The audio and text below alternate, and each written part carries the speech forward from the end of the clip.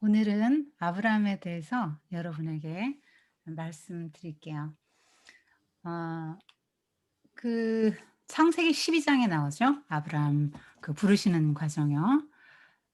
지금 무엇을 하고 있냐면 어 여인의 후손, 뱀의 씨와 여인의 씨, 셋의 후손에 대해서 공부하고 있는 것입니다. 그래서 아브라함이 셋의 후예고요. 셈의 계보로 왔습니다. 그 얘기를 하기 위해서 데라의 족보가 창세기 11장 끝부분에 쭉 나와 있는 것입니다. 그래서 오늘 아브라함을 통해서 여러분이 꼭 알아야 될 것, 그러니까 누구를 가르칠 때 핵심이 뭐냐, 믿음이 뭐냐는 걸 오늘 알게 되실 거고요. 도대체 믿음이 뭐냐, 믿음으로 산다는 게 뭐냐, 그다음에 하나님은 어떤 사람을 쓰시냐. 아브라함을 하나님 나라를 만드는 사람으로 처음으로 부르신 사람이잖아요. 어 그리고 복이 된다고 했고 복의 근원이 된다 그랬는데 그 복이 뭐냐? 그리고 아브라함이 어떤 자격 조건을 갖췄길래 부름을 받았냐? 보면은 별로 쓸모없는 사람 같은데 하나님은 도대체 어떤 분이냐? 어떤 사람을 쓰시냐? 그럼 어떻게 하면 우리도 아브라함 같이 위대하고 복된 삶을 살 수 있냐 요런 걸 오늘 공부합니다. 하나님이 아브라함을 부르신 의도가 있습니다. 예. 그래서 여러분과 여러분의 자녀가 어떻게 하면 복의 통로가 되고 복의 근원으로 살아갈 수 있는가 하는 것이 레슨 포커스예요. 여러분도 강의 도중에 이것을 찾을 수 있어야 합니다. 자, 하나님이 이제 어 사람을 개인을 부르세요. 개인을 부르셔서 하나님 나라를 이 땅에 이루어 가시는 방법을 쓰십니다. 지금 쪼끔 전에 어디서 끝났죠 우리가? 바벨탑을 쌓던 니므롯에서 끝났죠 지난주에. 자, 세상 사람들의 삶의 방식은 다 그렇다는 거예요. 무슨 우리가 생각하기에 출세한 사람도 또 출세하지 못한 사람도 다 그런 니므롯의 삶의 방식을 따르고 그것을 추구하면서 산다는 거예요. '나는 아니에요. 나는 바벨탑 안 쌓아요.' 이렇게 하실 수 있죠. 근데 사람이 자기에게 속아요. 그래서 어 하나님이 없는 사람은 100 이면 100 다 니므롯의 삶의 방식을 쓰게 됩니다. 그런데 모든 사람이 다 그런 제국주의 방식으로 힘의 논리로 세상을 살면 어떻게 되겠어요, 이 세상이. 약자는 어떻게 살아갑니까? 그래서 하나님이 바벨탑을 쌓는 높이 높이 쌓고 자기 이름을 내려고 하고 하나님처럼 자기 힘으로 높아지려고 하는 인본주의 그런 사상의 대안으로 아브람을 부르시고 "너는 하나님 나라의 원리와 가치관을 따라 살아라. 그리고 높은 바벨탑 쌓으려고 하지 말고 낮고 소박한 제단을 쌓아. 그러면 내가 너한테 복을 줄 거고 너는 네 무릇이 갖지 못한 명예를 네가 갖게 될 거고 너는 위대한 사람이 될 거고 네 무릇이야 잠깐 세상에 있다 사라지고 음부로 떨어지지만 너는 영원히 어 복이 된다." 그런 말씀을 하시는 거죠. 어 그래서 오늘 하나님이 아브라함을 부르신 거예요. 부르시는데 조건이 있어요. 원래 아브라함은 갈대아 우르에서 부름받았어요. 제가 여러분 지도를 이따 올려 드릴 건데 아침에 시간이 없어 못 올려 드렸거든요. 제가 항상 그리는 지도가 이거예요. 여기가 애굽이고요. 여기가 지중해예요. 그리고 여기가 가나안입니다. 가나안. 팔레스타인 그러잖아요. 이 팔레스타인이 뭐냐면 여기 블레셋이 여기 있어요. 블레셋. 블레셋에서 온 거예요. 필리스틴. 블레셋에서 팔레스타인 어원이 나왔습니다. 여기가 유럽입니다. 여기가 아시아예요. 자, 여기가 지금 갈대아 우르예요. 바벨론 땅입니다. 그러니까 하나님의 씨를 부르는데 여기 셈족이죠. 셈족인데 갈대아어로 바벨론. 갈대아우르 저는 취향 아니라도 뮤트를 골고루 쓰는 편이랍니다. 잠시만요. 제가 뮤트를 할게요. 어떤 분이 안 하신 것 같아요. 뮤트 안 하신 분이 한 분 딱 계신 것 같은데. 네.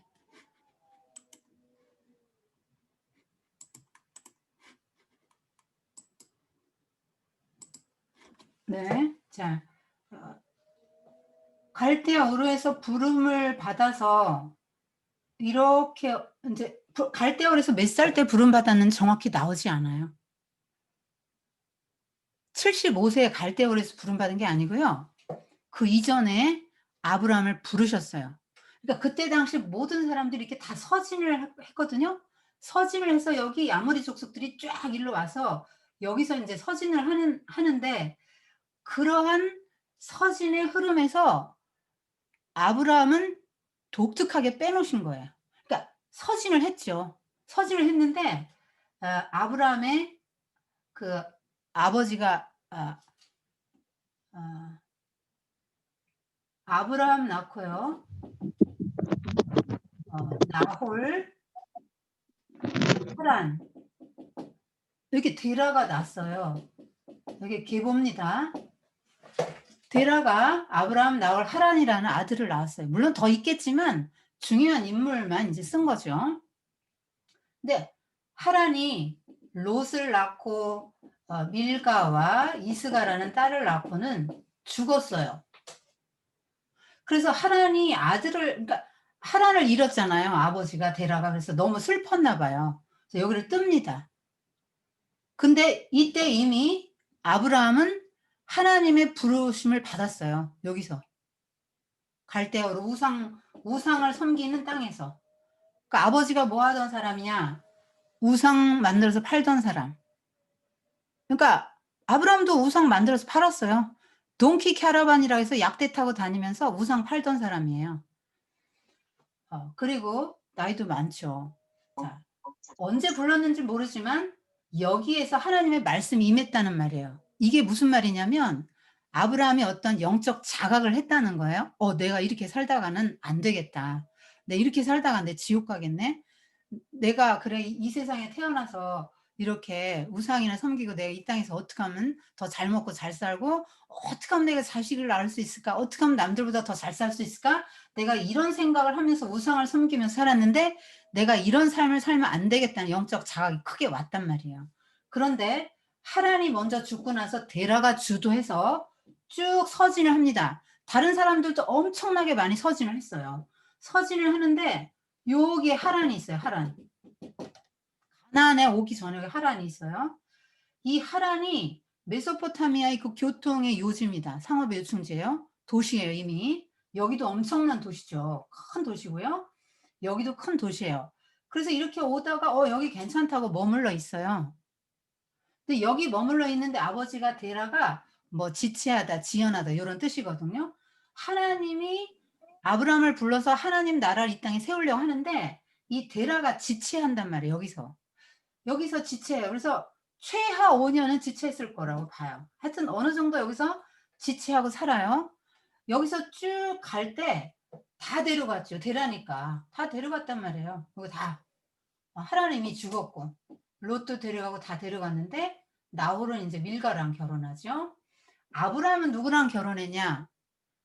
데라가 다른 아내, 섭 다른 아내 자기 요 아브라함, 나홀, 하란 엄마 말고 다른 여자를 통해서 난 게 사라예요.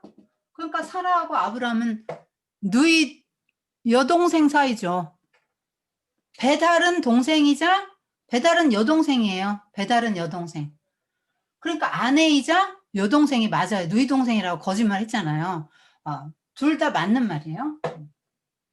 다 데리고 왔죠. 이때만 해도 사라가 되게 좋았을 거예요. 도시잖아요. 여자들은 안정된 거 좋아하죠. 편안한 거. 이렇게 살다가 자 여기서 75 세에 가나안으로 가라고 다시 하나님이 말씀하십니다. 그러니까 75 세에 떠나와서 가나안에 온 거예요. 75 세. 자, 그러면서 하나님이 뭐라고 했냐면 네 고향, 친척, 아버지의 집을 떠나서 내가 네게 보여주는 땅으로 가라. 가라고 하면은 뭔가 좋은 게 있어야 가겠죠? 어 하나님이 내거시는 게 뭡니까? "내가 너를 큰 민족으로 만들고 네게 복을 주어 네 이름을 크게 해줄 것이다. 너는 복의 근원이 될 것이다. 너를 축복하는 사람에겐 내가 복을 줄 거고 너를 저주하는 사람에겐 내가 저주할 거다. 땅의 모든 족속은 너를 통해서 복을 받을 것이다는 놀라운 하나님의 축복을 받습니다. 이 복이에요, 이게. 선택받은 게 큰 축복이죠. 안 그러면 그냥 갈대아우르에서 이름 없이 살다가 '어떻게 하면 내가 아기를 낳을 수 있을까? 어떻게 하면 내가 이 세상에 좀 더 돈을 벌어 사업이 안정될까?' 이런 생각만 하다가 인제 이름 없이 죽었을 사람이죠, 아브라함도. 히브리서 11장 8 절에 "믿음으로 아브라함은 부르심을 받았을 때 순종하여 장래의 유업으로 받을 땅에 나아갈새 갈 바를 알지 못하고 나아갔다." 그러니까 음. 아브라함이 믿음으로 떠나갔다는 거예요. 하나님이 주신 이 말씀을 딱 붙들고 하나님이 주신 비전을 붙들고 믿음으로 떠나갔대요. 떠난 곳이 어디냐면 어 고향, 친척, 아비 집이에요. 여러분 고향 친척 아비집이 무엇을 의미할까요? 오늘날 여러분도 하나님이 이렇게 말씀으로 찾아오시거든요. 여러분의 이름을 부르세요. 아브라함아 하고 부르신 하나님이 여러분 각자의 이름을 부르십니다. 부르시고는 "떠나." 이렇게 말씀하시거든요. 그럼 뭘 떠나라는 얘기예요? 본토 친척 아비집이 무엇을 의미할까요? 자, 아브라함이 갈대아우르에 살 때 사업이 꽤 안정 궤도에 들어가 있었을 거예요. 하란에서 다시 또 정착했을 때도 그 사업이 안정 궤도에 접어들었을 것입니다. 그리고 자기의 부모 형제들이 다 있죠. 그러니까 이 아브라함이 살던 곳은 하나님이 굳이 필요가 없어요. 하나님이 없어도 충분히 손만 뻗으면 자기를 도와줄 인맥이 쫙 있습니다. 친척하고. 다 있어요. 돈도 있고요. 그야말로 안전하죠. 보장된 거예요. 근데 하나님 보시기엔 그거 보장된 안정은 아니죠. "너 나 따라와. 내가 진짜 안전이야. 내가 진짜 복이야. 네가 누리는 복은 진짜 복이 아니라고." 하나님이 이렇게 말씀하시는 거예요. 우리가 "아유 그냥 애들하고 행복하게 남편하고 이렇게 우리 가족 그냥 안전하게 건강하게 살면 그보다 좋은 게 없겠어요. 그냥 최소한 내 아들이 남들 뭐 가는 대학 좀 가고 그냥 뭐 큰 이름은 없어도 그냥 회사 잘 들어가고 그냥 안정되고 평안하게 살면 좋겠어요." 이러잖아요. 근데 그 안정이요. 이 세상에는 진짜 안정이 없다고 주님이 말씀하시는 거예요. 세상에 안정은 없어요. 정말 흔들리지 않는 것 같은 땅도 흔들리고 변하잖아요. 음. 진짜 안전한 데는 하나님이거든요. 아 그래서 하나님이 그를 불러내시는 거예요. 하나님을 믿지 않고는 살 수 없는 곳으로 불러내십니다. 이게 무슨 복이냐. 안전하게 사는 게 복이지. 근데 이 땅이 전부가 아니잖아요. 하나님은 진짜 영적인 축복을 주시려고 부르는 거야. 이 땅의 잠깐의 축복이 아니라 진짜 영적인 축복을 주시려고 불러내시는데요. 그러니까 그동안에 가족들과 또 갈대아 오르시게 여러 가지 가치 체계, 사고방식, 여러 세계관 이런 모든 것들 지식 체계, 뭐 신념 뭐 이런 모든 또 어 문화, 우상을 섬기는 문화잖아요. 그런 것들 내가 그동안 너무나 소중하게 여겼던 그것들에게서 떠나가라는 거야. 그것들이 나의 인생의 버팀목이 돼 줬었는데 내 삶의 기초가 돼 줬었는데 그거 버리라는 거예요. "너가 이제 나를 삶의 기초로 삼아 봐." 그런 거죠. 그러니까 가치관이 확 바뀌는 거야. 가치관의 변화, 세계관의 변화를 의미해요. "네가 나를 떠나. 네가 너 본토 친척 아비집을 떠나." 하는 것은 너 이전의 삶을 살던 가치관, 세계관 다 버리고 네가 이전에 의존하던 거, 의지하던 거, 너의 삶의 버팀목이라고 생각했던 거 다 버리고 나를 따라라. 누구 생각나세요? 저는 이거 보면서 예수님 생각났어요. 그 예수님이 제자들 부르실 때 누가복음 14장 한번 여러분 나중에 찾아보십시오. 누가복음 14장 26절, 27절, 33절에 보면 그렇게 나오거든요. 누구든지 나를 그러니까 가족, 친척 뭐 어 그런 것들을 다 예수님보다 더 귀하게 여기는 자는 나의 제자가 되지 못한다. 그런 말씀을 하시고 다 버리고 따라야 되는 거예요. 기존의 삶의 방식과 패턴을 다 그런 어떤 그런 것들을 다 버려야만 제자가 될 수 있고 아브라함이 될 수 있는 거예요. 그러니까 이게 쉬운 일이 아니에요. 저희 담임 목사님이 이런 설교를 하셨거든요. 하나님을 믿기 전에 자기에게는 너무나 친구가 중요했다는 거예요. 그 친구가 너무너무 중요했고 친구가 굉장히 많았대. 이분이 사람을 참 좋아하시거든요. 그런데 어느 순간에 하나님이 딱 부르시더니 "너 친구 끊어." 하시더래요. 그래서 이거 친구 끊으면 내가 어떻게 사나 무슨 재미로 사나 정말 너무너무 힘들었다는 거예요. 너무너무. 그게 쉽지 않죠. 근데 그 친구들은 나를 좋아해 주고 따르고 또 이렇게 나와 늘 모든 것을 함께하는 친구지만 하나님을 안 믿는 친구니까 나를 세상의 길로 인도하는 친구잖아요. 나를 멸망의 길로 인도하는 친구라면 "야 야 어디 가자." 뭐 이러면 안 갈 수 있어요? 그럼 같이 죄 짓는 거죠. 거기서 뭐 "야." 뭐 이러고 뭐 이렇게 하겠어요? 따되게 같이 묻어가는 거죠. 그러니까 하나님이 "끊어." 하셨는데 그게 그렇게 고통스러웠대요. 그런데 그걸 끊었더니 더 좋은 믿음의 형제 자매 친구를 주셨다는 거죠. 교회에 가서 처음으로 피부치보다 더 친밀한 자기를 위해 주는 그러한 가족을 만났다. 영적 피부치를 만났다. 이렇게 설교하시는 걸 들었거든요. 자 그러니까 이게 아브라함 입장에서 보면 "너 죽어." 이 소리예요. 죽는 것 같았을 거예요. 다 놓고 다 놔야 되니까. 그럼 뭘 믿고 누구 뭘 먹고 살아요. 또 누굴 의지하고 살아요. 누구 뭐 친구도 있어야 되고 뭐 다 부모님 다 있어야 되는데 막 딱 끊으라고 하니까 너무너무 인제 힘든 거죠. 그런데 제가 이 생각을 했거든요. '하나님 저 이제 죽을게요. 하나님만 내 속에서 살고' 그 세례 요한의 고백처럼 '하나님만 내 속에서 흥하시고 나는 쇠할게요. 죽을게요.' 이 태도로 믿음으로 따라 나왔단 말이에요. 그러니까 하나님이 나의 주인이십니다. 주님이 인도하시는 거를 믿을게요. 이렇게 생각했단 말이에요. 그러고 따라 나섰죠. "나 죽을게요." 그래서 아브라함이 죽었나요? 자기 부인의 길이잖아요. 자기 죽음의 길이죠. 나의 사고 가치관 버리는 게 여러분이 나의 사고의 틀 깨는 게 얼마나 아파요. 정말 아프지 않아요? 나 죽는 길이거든요. 근데 그 길을 인제 가라고 하는데 어 믿음으로 그 길을 선택했다는 거예요, 아브라함이. "네 죽을게요, 하나님." 제가 지난주에 룻을 공부했거든요, 학생들하고. 여러분 룻은 시어머니 나오미 빈털터리가 된 아무 전망 없는 시어머니 룻을 나오미를 따라온 효부잖아요.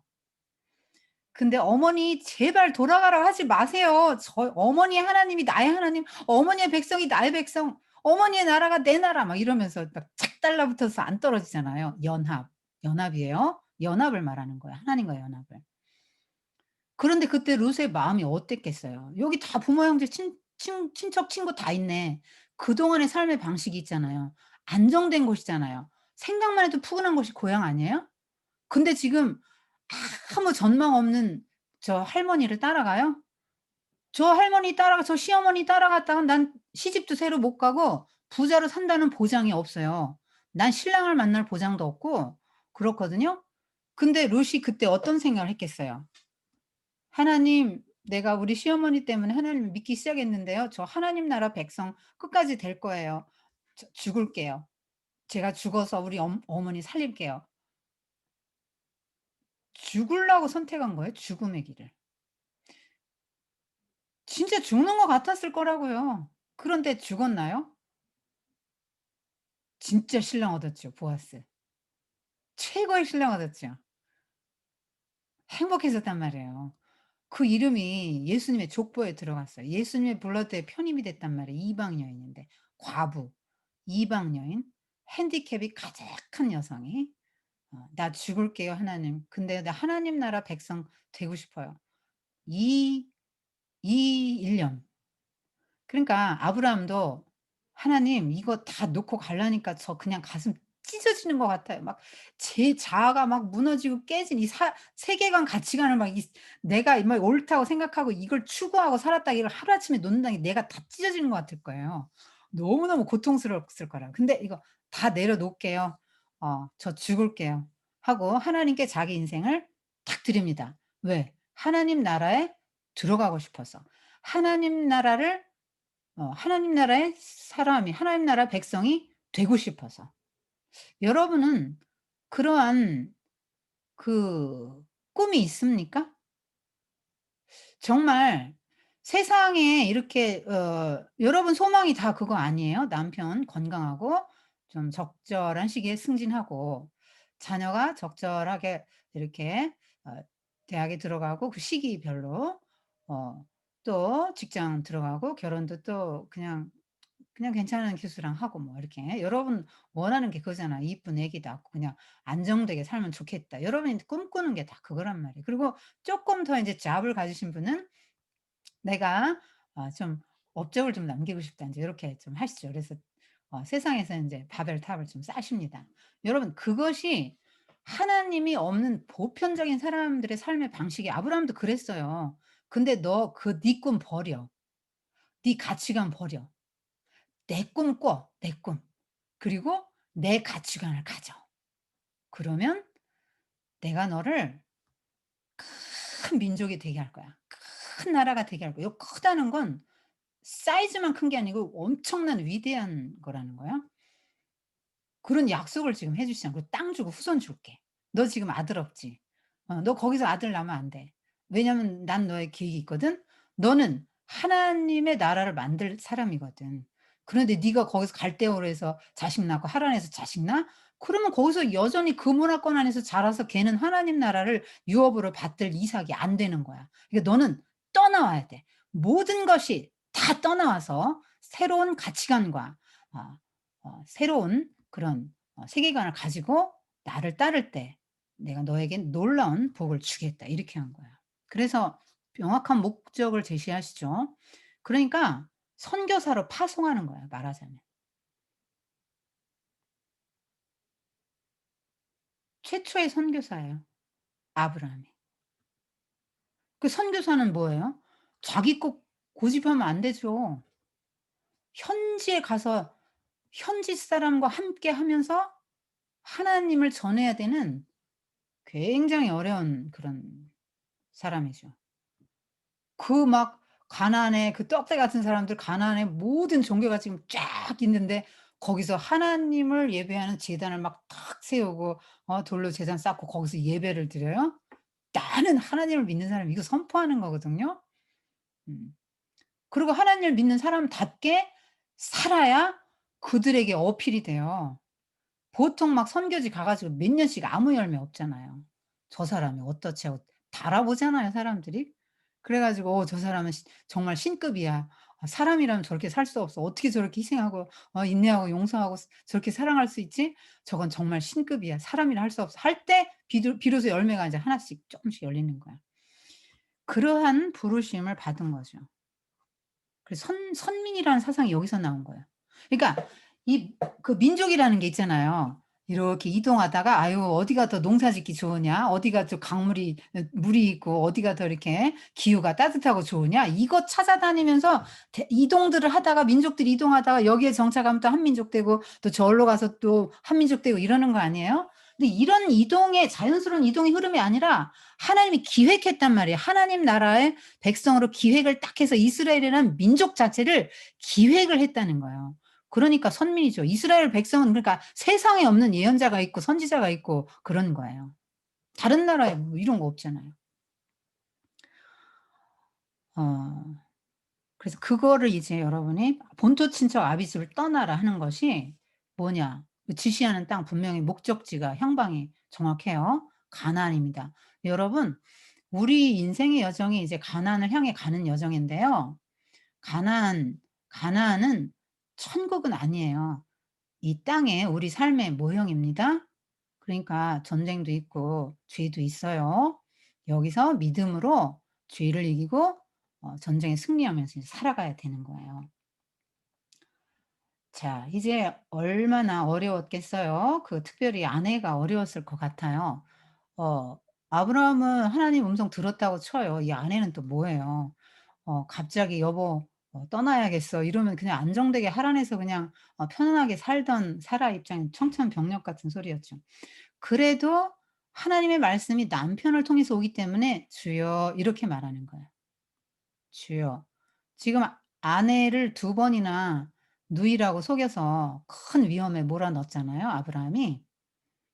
이런 비열한 면이 믿음의 조상 아브라함에게 있었단 말이에요.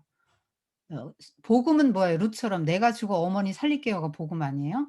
근데 아브라함이 지금 선교사면 "내가 죽어서 다른 사람들을 살릴게요." 이래야 되는데 "네가 죽어. 네가 좀 당해도 내가 좀 살아야 되겠어."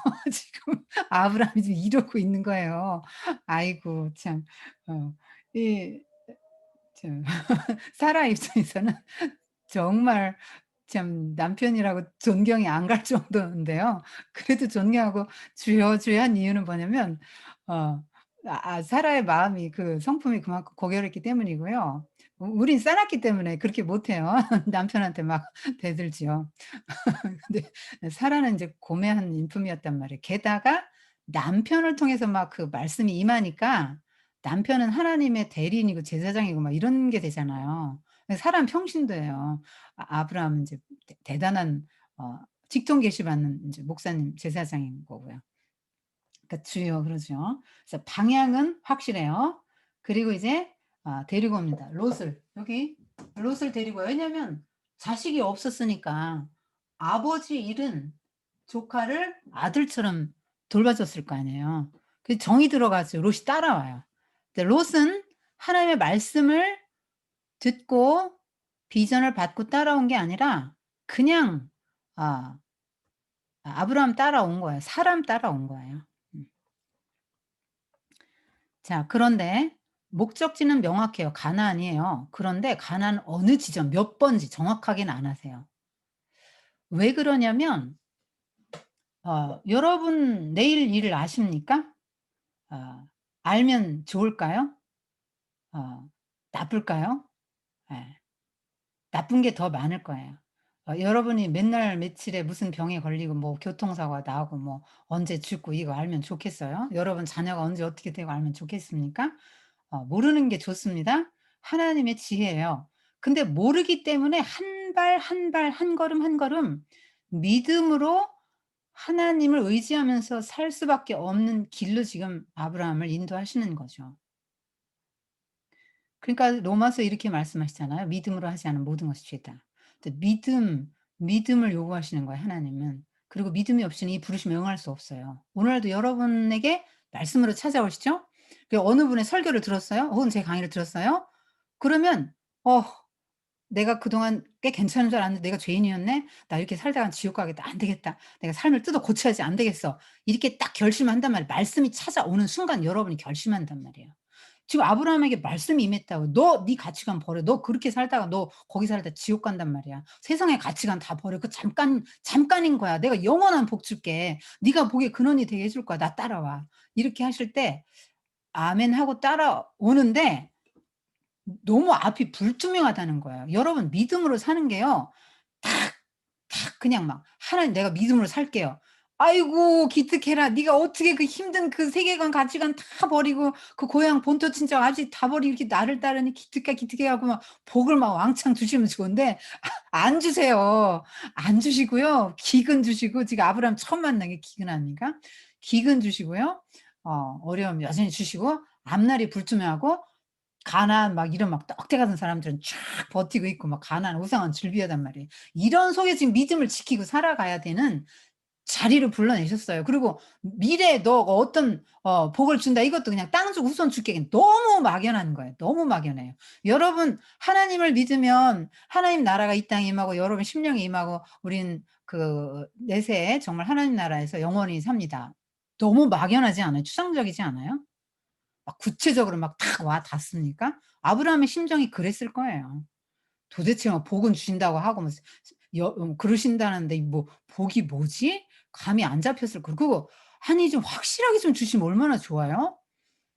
그런데 확실하게 안 주신단 말이에요. 왜요? 믿음으로 살으라고. 우리에게 요구하시는 게 믿음이란 말이에요. 그러니까 하나님이 불러냈어요? 냈으면 믿음으로 어 이렇게 살게 하시고 반드시 불러냈으면 그 사명을 감당해 주고 복을 주시겠지요. 그걸 믿고 가라는 것입니다. 어 여러분 어 지금 여러분을 지배하고 있는 가치관이 뭐예요? 잘 점검하세요. 아브라함을 지배했던 것은 물질주의와 인본주의였어요. 그거 떠나라. 사람 의지하지 말고 물질 의지하지 말고 세상의 영광을 구하지 말고 나를 따라라. 나의 가치관을 갖고 살아라. 하시는 거예요. 예수님이 제자들 부르셔서 산상수훈하셨죠? 그 15분 설교인데요. 세상을 바꿨죠. 그 얘기도 한마디로 말하면 뭡니까? 가치관을 바꿔라예요. 로마 시대의 힘의 논리가 지배하던 모든 세상의 가치관은 니모롯의 역사죠. 제국주의, 로마 제국주의잖아요. 제국주의 역사가 판치고 세상을 지배하는 논리에서 막 사람들은 저마다 자기의 바벨탑을 쌓아요. 학업의 바벨탑, 학문의 바벨탑, 지성의 바벨탑, 무슨 뭐 물질의 바벨탑, 뭐 명예의 바벨탑을 뭐 한도 없이 쌓고 있단 말입니다. 그리고 막 강자의 놀자는 힘이 있어야 되는 거예요. 사람을 다스리고 그러니까 폭력적 힘을 가지고 약자를 핍박하는 억압하는 요 시스템하에 다 놓여 있는데 예수님이 와 가지고 뭐라고 하십니까? "그거 다 버려. 그리고 당해." 여러분 온유한 자 심령이 가난한 자 그때 가난한 건 미덕이 아니에요. 심령이 가난한 자, 뭐 온유한 자, 화평케 하는 자, 뭐 마음이 청결한 자, 의에 줄이고 목마른 자, 막 긍휼히 여기는 자, 애통하는 자 이런 거 긍휼히 여김 그런 거는 미덕이 아니에요. 겸손, 온유 미덕이 아니에요. 용맹이 미덕입니다. 그런 사회에서 온유해. 당해. 누가 네 거 달라 그러면 속옷 달라 그러면 겉옷까지 줘라. 오리 가져라 십리까지 가져. 어. 누가 너 박해? 기뻐해. 그리고 축복해 줘. 그래야 네가 복 받는 거야. 그러면서 막 전혀 사람들이 생각하지도 못한 설교를 탁 터뜨리신 거예요, 산상수훈에서. 너무너무 쇼크가 왔을 거예요. 왜냐하면 이게 그 가치관이 세계관이 지금 세상의 걸로 막 탁 쩔어 있잖아요, 사람들이. 근데 그거 깨. 네 신념의 틀 가치관 깨. 깨고 나의 정신을 따라서 살아라. 내가 하나님 나라 너를 통해서 이룰 것이다. 할 때 아멘 한 제자들을 통해서 이루셨죠. 근데 지금 여기 아브라함이나 제자들이나 똑같아요. 아브라함도요 75세 늙은이였단 말입니다. 자식이 없었어요. 돈은 있고 와이프가 이쁘면 뭐 해요. 자식이 없는데 얼마나 마음에 슬픔이 있었겠어요. 그리고 자기는 이미 나이가 먹었어요. 자녀를 낳을 소망도 없고요. 그러니까 아무 소망도 없고 아무 기쁨도 없는 사람이에요, 아브라함이. 그리고 우상을 섬기던 사람이 그러니까 세상의 가치관에 딱 쩔어 있던 사람이란 말이에요. 근데 지금 열두 제자 마찬가지예요. 지금 많은 사람이 들었죠. 굉장히 많은 사람이 산상수훈 들었는데요. 열두 제자가 주님 앞으로 나오잖아요. 그들이. 그들은 어떤 각오를 한 사람들이죠? 하나님 1번 예수님 1번 그거 한 거예요. 내가 지금까지는 자식 1 번이었고요.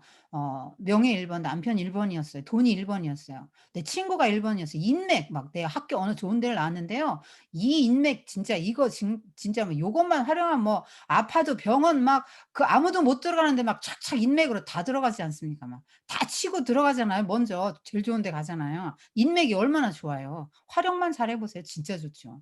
그래서 그렇게 막 인맥 하는 거 아닙니까?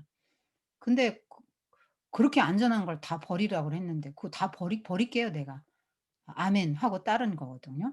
왜 지금 제자들도 다 비린내 나는 어부들이에요. 거의 가룟 유다만 도시 예루살렘 출신이죠. 다 지금 갈릴리 뭐 어부들 막 무식한 사람들이에요. 그런데 그 보잘것없는 아브라함이 세계 역사의 물줄기를 확 바꾼 거죠. 니무롯형 인류에서 재단 쌓는 유형이 딱 나오면서 하나님 나라가 아브라함을 통해서 이렇게 커져가고 열국의 아비까지 된 모든 열국을 지금 다 품는 사람이 되게 하는 게 하나님의 꿈이죠. 아브라함을 부르셨을 때. 제자들은요. 제자들도 그 어 복음 전하고 다 순교당하면서 정말 보잘것없는 사람들이 세상을 바꿨죠. 그래서 부르심이라는 게 이런 거예요, 여러분. 근데 순종하기는 어렵다는 거죠. 왜냐면 너무 아파요.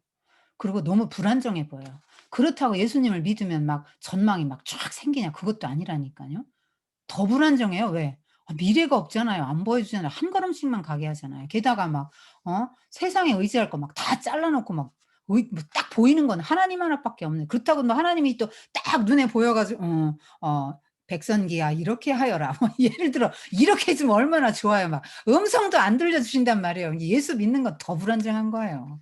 그게 참 힘들단 말이에요 이게. 하나님 나라가 임한다고 하는데 어떻게 임하는지요. 언제 어떻게 임하는지 언제 무슨 영광을 보겠다는 건지 확실하지가 않단 말이에요. 그러니까 쉽지 않아요 믿음으로 사는 게. 그래서, 그래서 여러분 어떻게 사실 건데요. 그냥 이 땅에서 세상의 가치관 딱 붙들고 사실 거예요? '나는 아닌데 나 예수님 믿어요. 나 교회 나가요.' 이렇게 생각하시죠 지금? 여러분 집값이 오늘 부동산 정책이 바뀌어서 3 배로 뛰었어요. 여러분 천장이 낮을걸요? 펄쩍 뛰어서 너무 좋아 가지고. 여러분 자식이 사대문 안에 대학에 붙었어요. 여러분 머리 천장 닿아요. 왜요? 그게 너무나 갈망하던 것이니까. 여러분의 가치관이 지금 어디에 있는지를 드러내 주는 거예요, 여러분의 가치관이. 잘 점검해야 됩니다. 여러분 세상의 가치관을 갖고 그 세계관 가치관이 거듭나지 않으면 구원받지 못합니다. 여러분은 몸만 교회에 다니는 것이고요. 그냥 내가 아는 거를 믿는다고 착각해서 '나는 믿어요. 천당 가요.' 이러고 그냥 교회를 다니는 것이지 만약에 여러분의 마음 깊숙한 곳에 정말로 물질주의, 인본주의 딱 두 가지 아브라함처럼 딱 청산하지 못하면 이게 아브라함도 뭐 부름 받아 나와도 계속 요런 시험 들었거든요. 들었어요. 이거 이 세계관 가치관의 변화 없이는 여러분 구원받은 사람이 아니라고 지금 성경이 말하고 있는 거예요. 자 그래서 떠난다. 떠났어요. 자 왔는데 어 기근이 지금 뭐 축 뭐 환영 뭐 이런 플랜카드 붙은 거 아니에요? 막 가나안에 오니까 키는 이만한 사람들이 막 딱 봐도 이러고 막 탁 째려보는 거예요. '저거 어디서 왔어 저런 게.' 막 이러고 있는 거예요. 얼마나 힘들어요. 그리고 막 가나안 땅이 굉장히 거기 좀 비옥한 데들도 있잖아요. 왕이 31 명이었잖아요, 여호수아가 갈 때. 그만큼 이렇게 에 좋은 데가 있어요. 좋은 데는 그럼 이미 다 차지하고 있죠. 가나안 땅 좋은 데는. 그러니까 예수 믿고 나서 여러분이 막연하게 이렇게 생각하죠. '샤머니즘은 나빠. 아유 그거 기복신앙 나쁜 거야.' 이렇게 생각하면서 여러분도 다 기복신앙자예요 저나. 어떻게 생각하냐면 '하나님 믿었으니까 인제부터 복 주시겠지.' 이렇게 생각하죠. 여러분 그게 기복신앙이에요. 근데 여기 지금 복 받았어요. 왔는데 복 못 받았어요. 땅의 복 안 받았어요. 하나님이 안 주셨어요. 그래서 막 산지에 가서 제단을 쌓아야 되는 거야. 다른 사람들은 다 좋은 땅에 사는데 나는 산지에 살아야 되는 거야 지금. 예수님을 믿는다고 믿기 시작하면 모든 걸 다 버렸으면 좀 복 좀 주시지. 복을 왜 안 주실까요? 여러분 이 세상은 내가 복 받아서 물질 쌓아 놓고 그거 쳐다보고 안심하고 사는 곳이 아니라고 말하는 거예요. 이 세상은 여러분 저나 여러분은 죽을 때까지 나그네입니다. 그리고 이렇게 하나님 나라 바라보면서 이렇게 가는 거예요. 한 걸음 한 걸음. 그래서 오자마자 예배드려요. 제단을 쌓죠. 이게 무엇을 의미합니까? 지금 나는 이방 땅의 한 중심에 있어요. 여러분 지금 세상의 중심에 계시죠? 그런데 여러분이 예배를 드려요? 그럼 뭘 말하죠? 아브라함이 제단 쌓은 걸 말하는 거예요. 여러분이 예배드리는 거는. 나는 하나님을 믿습니다. 나는 세상의 가치관을 따르지 않는 사람이에요. 여러분의 종교와 문화에 나는 절대로 위축되지 않고요. 나는 하나님을 믿는 사람이에요. 하나님을 오히려 선포하고 전하려고 하는 마음이 아브라함에게 있었던 것이죠. 그러니까 예배가 얼마나 중요한 거예요. 그런 걸 선포하는 거잖아요.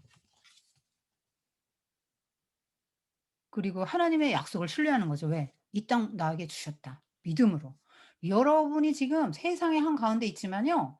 하나님 나라 만들으라고 여러분이 주신 땅이에요. 여러분의 직장 하나님이 주신 필드예요. 여러분의 어 어떤 영역들 다 하나님이 주신 필드입니다. 하나님 나라 만들으라고. 그런데 기근이 들었어요. 복을 좀 주시면 얼마나 좋아요. 위로도 좀 받고. '아유 역시 하나님이셔. 아유 이렇게 좋은 걸 주시려고 했나 봐.' 아 이거 좀 위로 좀 받으면 안 돼요? 기근이 들었어요. 이 기근이 왜 왔을까요? 이거 아브라함의 훈련 프로그램 중에 하나거든요. 그런데 시험 봤는데 빵점 맞았어요 아브라함이. 하나님이 기근이라는 시험을 냈거든요. 그 약속의 땅에 머물러야 될 거 아니에요. 그럼 "하나님 이거 정답이 뭐예요?" 물어봐야죠. "하나님 기근이 왔네요." 이 "하나님 여기 오면 하나님 나라 이루고 뭐 복이 된다며요?" 뭐 이게 무슨 복이에요? 그 물어봐야 될 거 아니에요. 그런데 안 물어봤어요. 그리고 그때 당시 사람들은 보편적인 통념을 따라서 애굽으로 갑니다. 애굽은 나일강이 있기 때문에 가물지 않아요. 곡식이 있단 말이에요. 그런데 가다 보니까 이런 생각이 드는 거죠. 애굽 사람들은 신앙이 없지. 하나님을 믿지 않아. 그러니까 나를 죽이고 내 아내를 뺏어가면 안 되지. 그러니까 나도 살고 아내도 살으려면 그냥 여동생이라고 해야 되겠다. 그러니까 여러분 니무롯의 문화는 어떤 문화예요? "저 여자가 이뻐요? 결혼했어요?" 그러면 남편 죽이고 여자 뺏어가는 문화란 말이에요. 이게 세상 문화라고요. 그런 세상 한복판으로 지금 가는데 아브라함이 하나님에게 물어보지도 않고 하나님을 두려워하는 마음보다는 사람을 두려워하는 마음이 커요. 그래서 지금 거짓말하려고 하는 거예요, 사람이 두려워서. 여러분 거짓말 왜 해요? 위험을 모면하려고 하지요? 그거 사람 두려워서 하는 거예요. 체면이 깎일까 봐. 사람 두려워서 혹은 어려움 당할까 봐. 자기를 보호하는 디펜스 메커니즘이에요. 자 그래서 빵점 맞았다니까요 지금.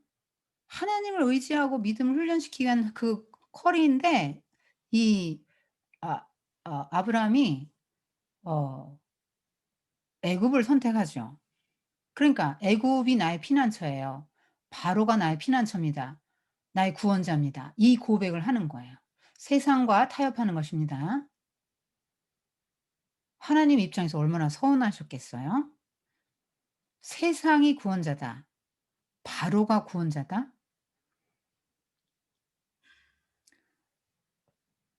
그러니까 먹고 살기 위해서 불법 천지의 땅으로 갔다는 거예요. 생존이 1 번이 됐다는 거예요, 생존이.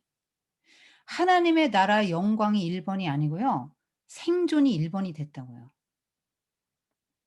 이거 예수님의 1번 시험이 뭡니까? 돌로 떡을 만들어 먹으라죠? 그러니까 마귀가 뭐 한 거야? 1 번이 생존이지 돌로 떡 만들어 먹어. 1번 생존. 근데 아브라함은 딱 걸렸고요. 예수님은 안 걸렸죠. 왜 안 걸렸습니까? 어. "나 1 번이 하나님이거든. 나 죽기로 작정했어. 나 굶어 죽어도 하나님 1 번이야." "난 죽을 거야." 그런 사람에게는 먹는 게 시험이 안 돼요. "나 쪼금 덜 벌어도 괜찮아." 요런 사람. 그 제가 애들한테 구체적으로 적용할 때 이런 거 묻거든요. "야 너 4 년제 대학 나왔는데도 200만 원짜리 월급이야. 그래서 식구가 살기 너무 빠듯해. 그래도 인제 주일날 교회도 갈 수 있고 가족끼리 단란하게 보낼 수는 있다. 근데 어디서 막 좋은 제안이 왔어. 어 "우리 회사에서 당신 월급 500만 원 줄게요. 와 주세요. 당신의 재능을 필요로 합니다." 기분 너무 좋죠? 그런데 그 월급이 많은 대신에 어 주일까지도 근무하셔야 돼요. "그럼 너 어디로 갈래?" 그렇게 물어보거든요. 애들이 아직 뭐 현실이 안 돼서 모범 답안을 제시합니다. 그런데 그 상황이 되면 다 2 번이죠. 다 2 번일 거예요 다. 이거 아브라함도 1번 이걸 정답인 줄 알았는데 너무 매력적인 오답이었잖아요. 정답 아니라니까요. 예수님 답이 정답이에요. 그러니까 죽기를 각오하는 자는 산다는 말이 맞는 거예요. 하나님 뭐 죽이려면 죽이시고 뭐 마음대로 하세요 하나님. 아 뭐 여기 부르셨는데 뭐 내가 여기 오고 싶어 온 것도 아니고 하나님 오라고 해서 왔는데 막 죽이려면 죽이시고 말라면 마세요. 뭐 내가 죽으면 하나님 드라마 끝나요? 이러고 인제 배짱도 그냥 있어야 되는데 그러면 하나님 어떤 기적이든지 베풀어 주셨을 거거든요. 그리고 기근 중에도 살리시고 채워 주시고 공급하신 하나님을 경험하고 신앙이 진일보 했을 거예요. 그런 거 경험하라고 지금 이게 기근도 주신 여러분 인생의 결핍이 왜 옵니까? 여러분 지금 자녀가 대학을 떨어져서 막 재수해서 속상하세요? 그거 하나님이 이제 더 큰 기쁨을 맛보게 하시려고 잠깐 이 기근을 주시는 겁니다. 잘 패스하셔야 돼요. 자 어 지금 아브라함은 뭐 어쩌자는 거야 지금. 어 혹시 내 아내가 다른 사람한테 좀 당해서 성적으로 유린당하고 상처를 좀 받더라도 '내 목숨이 좀 살아야 되겠다.' 이거 아니에요? 좀 막말로 말해서? 너무 좀 적나라하게 말했나요? 속에 그런 생각이 있는 거 아니에요? 지금 이 남편이에요. 지금 이런 남자는 당장의 이혼감이죠. 살아니까 그냥 살아 준 거예요. 우리 같으면 못 살아요. 자 그래서 인제 사례가 드디어 궁중에 끌려갑니다. 아니 지금 상대가 평민이라면 막 돈 갖다 왕창 주고 뺏어올 수 있잖아요. 그런데 왕이에요? 바로는 그때 신입니다, 신. 정점에 있지 않습니까? 그런 신부대금으로 얼마나 많은 재산을 받았는지 몰라요. 지금 양, 소수, 암수, 낙이 남녀 하인들 막 낙타 막 많이 얻었고 낙타 뭐 지금 말하면 자가용 한대요. 낙타 수도 없이 얻고 그냥 얼마나 많은 걸 얻었어요 지금. 수억을 지금 받은 겁니다, 신부대금으로. 재테크했어요, 아내 팔아서. 자 그런데 아브라함의 마음이 어땠겠어요? 좋아요? 지금 뭐 세상을 다 얻은다 해도 사랑하는 아내를 잃고 다시는 아내를 볼 수 없게 됐는데 좋아요? 인제 아브라함의 그러니까 아내 사라가 그 바로의 구중 궁궐 깊은 데로 들어갔는데 무슨 재주로 아브라함이 사라를 봅니까? 끝났어요, 끝났어요. 잠이 오겠습니까? 태산 같은 재산 쌓아 놓고 잠이 오겠어요? 하나님이 개입하셔서 이제 바로와 그의 왕궁에 사는 모든 사람에 큰 재앙을 내렸다. 뭐 추론하는 거죠. 무슨 급성 전염병을 보냈든지 간에 뭐 하여튼 뭐 많은 사람들이 막 다 떼굴떼굴 구르고 "아우 배 아파." 뭐 "아이고 뭐 열이 나고." 뭐 다 난리가 난 사람만 멀쩡한 거죠. "넌 뭐야?" 하니까 인제 말한 거죠.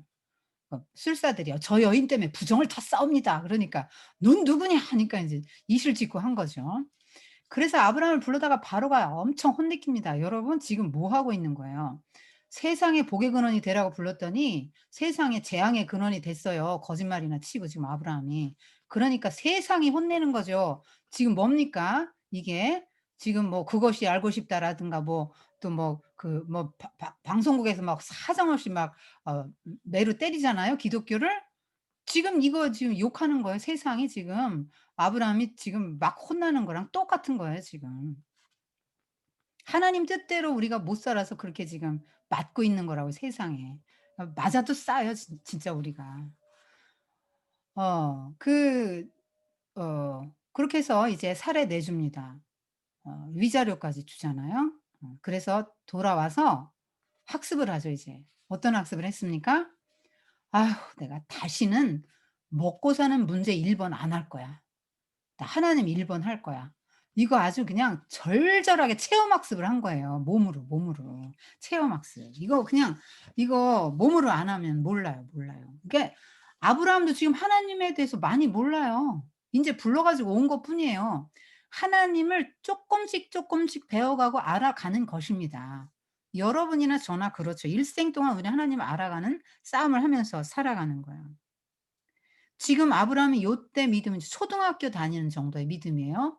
하나님이 불렀어요. 비전 주셨죠. 그래서 뭔지 막연히 알아요. 환상을 지금 품고는 있잖아요. 비전, 하나님 나라 이건 있고 여기까지 왔어요. 자 초등학교 들어간 거예요 인제. 마지막 대학원 졸업은 언제입니까? 이삭을 바치는 그 정점에 신앙이 영적 진화 아주 최고 단계에 이르게 됩니다. 이게 성장하는 거예요. 여러분도 하나님의 영적 진화 프로젝트 가운데 지금 있으세요. 어 그다음에 이제 그 엄청나게 많은 재산을 자기 재산도 원래 많아요. 원래 부자잖아요. 다 챙겨 갖고 왔잖아요. 그러니까 아브라함 뭐 그 사례 롯 뭐 요 정도 왔다고 생각하면 안 돼요. 수많은 사람이 하인하고 같이 왔습니다, 재산하고. 그 뭐 가축도 많고요. 같이 이동하는 거예요. 그렇게 왔어요. 그런데 지금 아내 덕분에 엄청난 걸 얻었잖아요. 여기서 참 쪼끔 제가 전에 빼뜨린 게 있는데요. 사라가 그럼 바로랑 동침을 했냐? 안 했어요. 왜냐면 안 나와요, 성경에. 동침하였더라 이렇게 나왔으면 그 궁중으로 끌어들였더라 이끌어들였다 해서 인제 사라 몸단장하고 인제 왕 만날 준비하고 요런 과정이겠죠. 어 그런데 이게 아브라함이 엄청난 실수한 게 뭐냐면 바로왕 바로왕의 첩이 되는 거예요. 약속의 아들을 낳아야 될 사람이 여인의 후손 셋의 후손 그 씨를 낳아야 될 여인의 씨를 낳아야 될 사람이 지금 세상의 씨를 낳을 수 있는 커다란 위험에 봉착한 거죠. 그러니까 하나님에게 물어보지 않고 보편적인 사람들의 통념을 따라 여러분이 결정하면 어려움이 올 수 있다고 말하는 거예요. 항상 좀 물어보세요. 자 엄청난 많은 재산을 받아 갖고 나왔으니까 더 부자가 됐어요. 막 땅은 새끼를 안 치는데 막 막 염소니 뭐 양이 새끼를 막 낳는단 말이에요 손이. 그러니까 땅은 풀이 한정돼 있잖아요. 이 동물들은 막 자꾸 새끼를 낳는데 풀이 모자란 거야. 그리고 지금 롯도 같이 애굽까지 따라갔다가 같이 받고 또 이렇게 줬잖아요. 아브라함이 나눠 줬겠죠. 그 많은 받은 거 뭐 하겠어요 다. 그래서 롯도 부자 되고 같이 부자가 됐거든요. 그런데 이 목자들이 맨날 싸우는 거예요, 그 목초지 가지고 물 가지고. 그러니까 인제 아브라함이 이렇게 생각하는 거죠. 롯, "야 우리가 친척인데 이렇게 싸우면 되겠냐? 지금 여기 다 지금 가나안 사람들 다 보고 있다. 우리 이거 하나님 믿는 사람 아니야? 이렇게 딱 우리 제단 쌓아 놓고 예배드리고 우리 하나님 믿는 사람인데 어 우리 하나님이 욕먹어. 그러면 안 되겠다 야. 싸우지 말고 너 원하는 데 선택해." 여러분 지금 더 높은 지위에 있는 사람이 더 낮은 지위에 있는 사람에게 섬기는 거예요. "선택해." 여러분 이게 인제 하나님 나라 원리거든요. 아브라함이 인제 배웠죠. 레슨비 엄청 내고 배운 거예요. 지금 아내 뺏길 뻔하다 배운 거예요. 1번 먹는 거 1번 아니다. 이거 배운 거라고요. 하나님 예수님이 돌로 떡을 만들어라. 하나님 아브라함이 이렇게 기도했을 거란 말이에요. "하나님 나는 돌 가운데 광야 가운데 있어도요. 그냥 하나님과 함께 있는 게 더 좋아요." 그러면 1번 시험 패스예요. 근데 세상으로 가 가지고 "하나님 돌이 좀 떡이 되게 해 주세요." 그래서 떡 있는 데 갔어요. 떡은 많아요. 근데요. 떡만 많으면 뭐해요? 얼마나 많은 그 원수들이 막 영적인 원수들이 포진해 있는 덴데요. 거기서 하나님도 없이 그렇게 살 거예요? 어. 지금 아브라함은 레슨을 단단히 받았죠. 엄청난 레슨비 내고 배웠어요. 하나님 1 번. 그러니까 나를 먹여 살려 주시는 분은 하나님이다.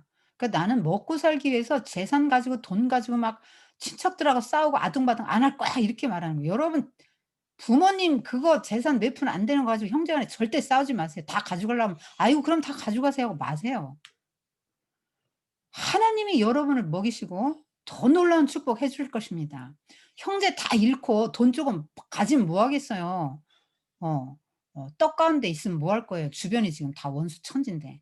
그냥 돌 가운데 사세요. 돌 가운데 사는데 하나님이 함께 하신단 말이에요. 하나님이 채워주시는 놀라운 그런 것들을 경험하고 하나님과 함께하는 기쁨과 하나님으로부터 공급받는 이런 것들을 이렇게 누리게 되는 거예요. 여러분 우리가 뭔데 하나님이 우리를 시중을 드세요? 너무너무 놀라야 되는 거예요. 이거는 정말 이건 있을 수 없는 일인 거예요. 여러분 자식 다 시중 들잖아요. 자식이 뭔데. 여러분보다 지금 뭐 다 못한 거 투성인데 자식 시중 들잖아요. 근데 지금 아브라함이 롯을 섬기는 거예요, 롯을. 섬기실 수 있겠어요? 돈 갖고 가고 싶으면 다 가져가라고 할 수 있겠냐고요. 하나님을 믿는 사람만 할 수 있어요. 하나님 나라의 원리를 따라 사는 사람만 이렇게 할 수 있는 거예요. 그러니까 '내가 하나님을 믿나?' 한번 잘 생각해 보세요. '내가 돈 믿나? 하나님 믿나?' 한번 잘 생각해 보세요. 유산 가지고 지금 막 형제 간에 싸움 있는 분도 있으실 수 있어요. 자 그래서 롯이 떠나죠. 롯 이야기는 다음 시간에 하겠습니다. 자 롯이 좋은 땅을 선택해서 떠났죠. 자기 눈에 보기에. 지금 이게 선택의 기준에서 롯의 선택의 기준은 하나님이 전혀 없어요. 어 근데 혼자 남았죠, 아브라함이. 얼마나 쓸쓸했을까요? 집안에 키우던 강아지 한 마리만 없어져도 쓸쓸한데 지금 자식같이 그동안 그냥 어떻게든 잘 살게 도와주고 재산 쪼개 주고 돌봐준 아버지 같은 아브라함인지 아들 같은 롯인데 "고맙습니다. 그동안 돌봐 주셔서. 제가 먼저 하면 되겠어요? 먼저 고르세요." 뭐 이랬으면 몰라도 그냥 다 챙길 거 챙겨 가지고 자기 잘 살겠다고 갔단 말이에요. 얼마나 배신감도 느끼고 막 허탈하고 그랬을까요?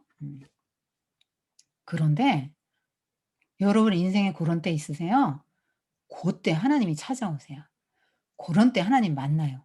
여러분이 풍족한 중에 막 룰루랄라 하고 놀 때 하나님을 만나는 게 아니고요. 요렇게 심령이 곤고할 때 만나요. 여러분 일이 안 풀리고 고통스러워서 심령이 곤고하면 하나님을 찾으세요. 그때야말로 하나님 만나지 여러분이 모든 일이 다 잘 됐는데 하나님 찾을 것 같습니까? 절대 안 찾아요. 그래서 여러분에게 가정에 막 남편 통해서 자식 통해서 막 직장에서 막 여러 문제를 막 주시는 이유가 뭐예요? 여러분의 결핍과 곤고함을 느끼게 해서 하나님 찾으라고.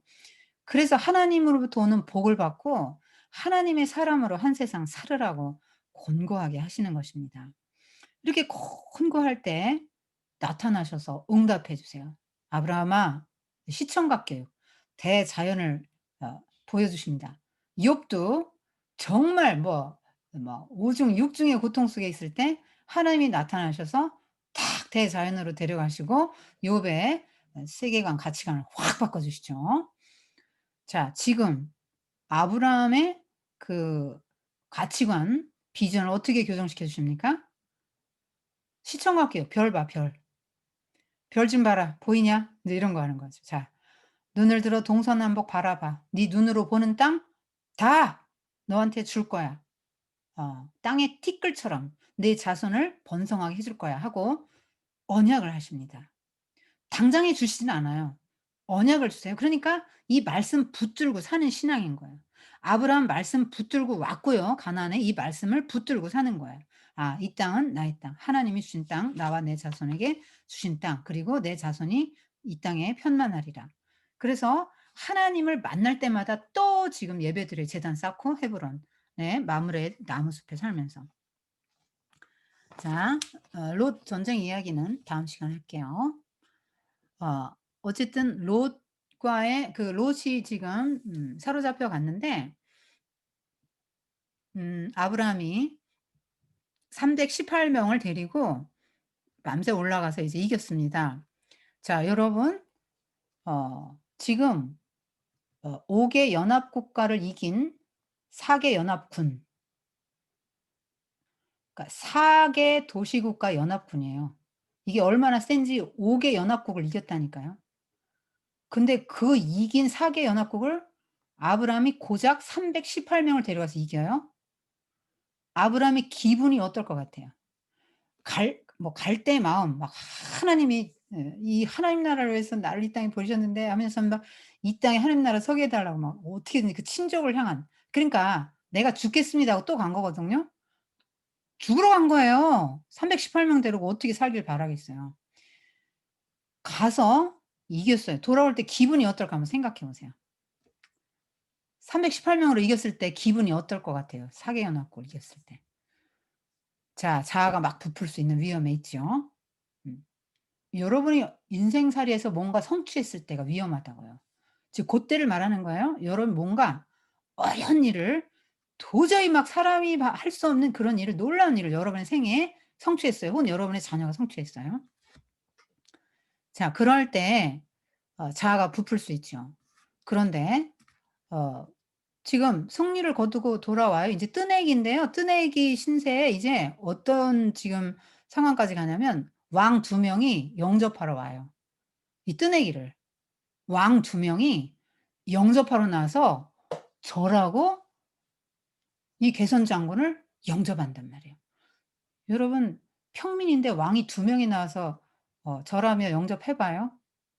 자아가 더 부풀 수 있겠네요. 그죠? 사람들이 알아줄 때 위험하다고요. 그런데 아브라함은 어떻게 이걸 극복했나요?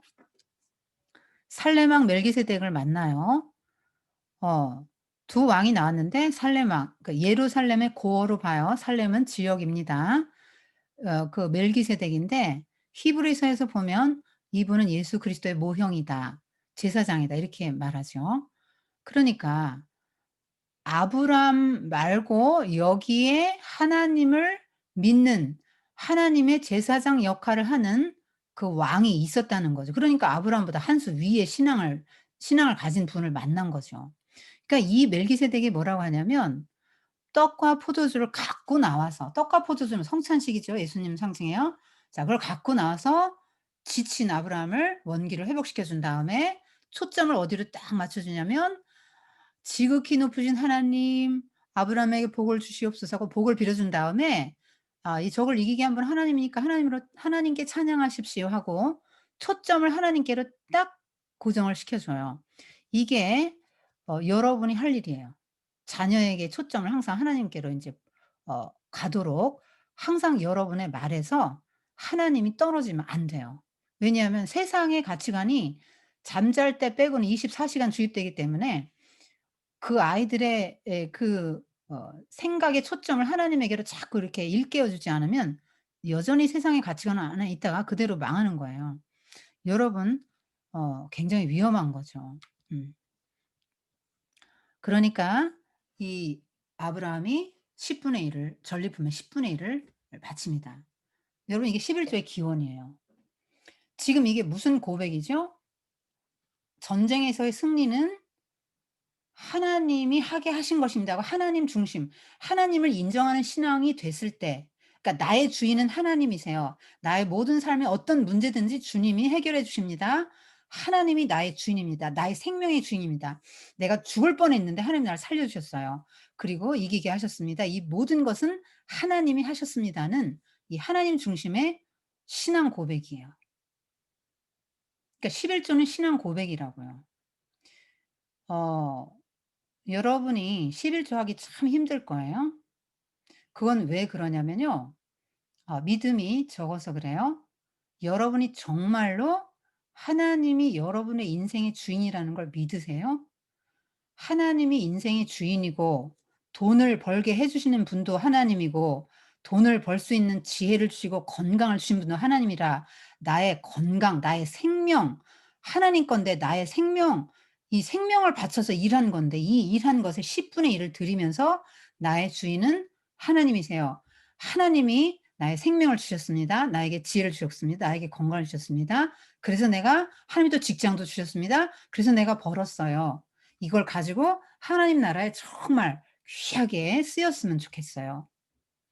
이 고백을 하고 드리는 거기 때문에 만약에 내가 11조를 나는 못 해요. 너무 아까워요.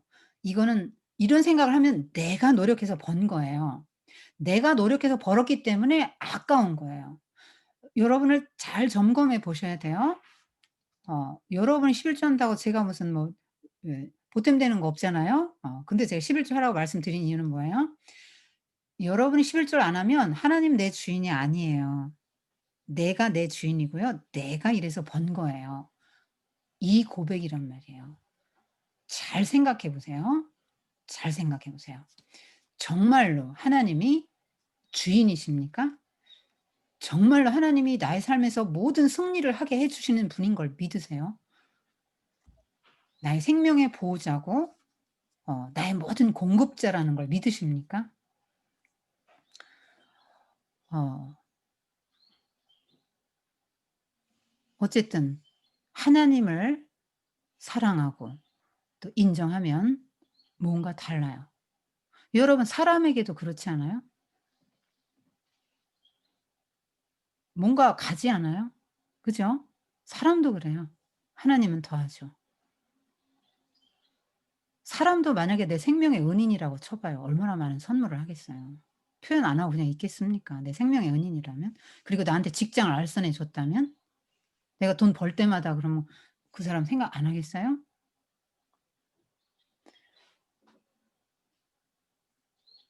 어 어쨌든 여러분이 물질 아까 인본주의, 물질주의가 버려야 될 그 두 개의 가장 큰 우리 적이라고 했죠, 가치관. 그래서 여러분이 아직 그 가치관에서 벗어나지 못하고 있다면 나는 성도가 아닙니다. 내 주인은 여전히 나예요. 내 마음대로 살고 싶으시지요. 그런데 만약에 나를 안 깨트리면요. 그냥 여러분의 그 자아 그 모습 그대로 영원히 가요. 그런데 나를 자아를 깨트리잖아요. 내 사고 틀을 깨트리죠. 그리고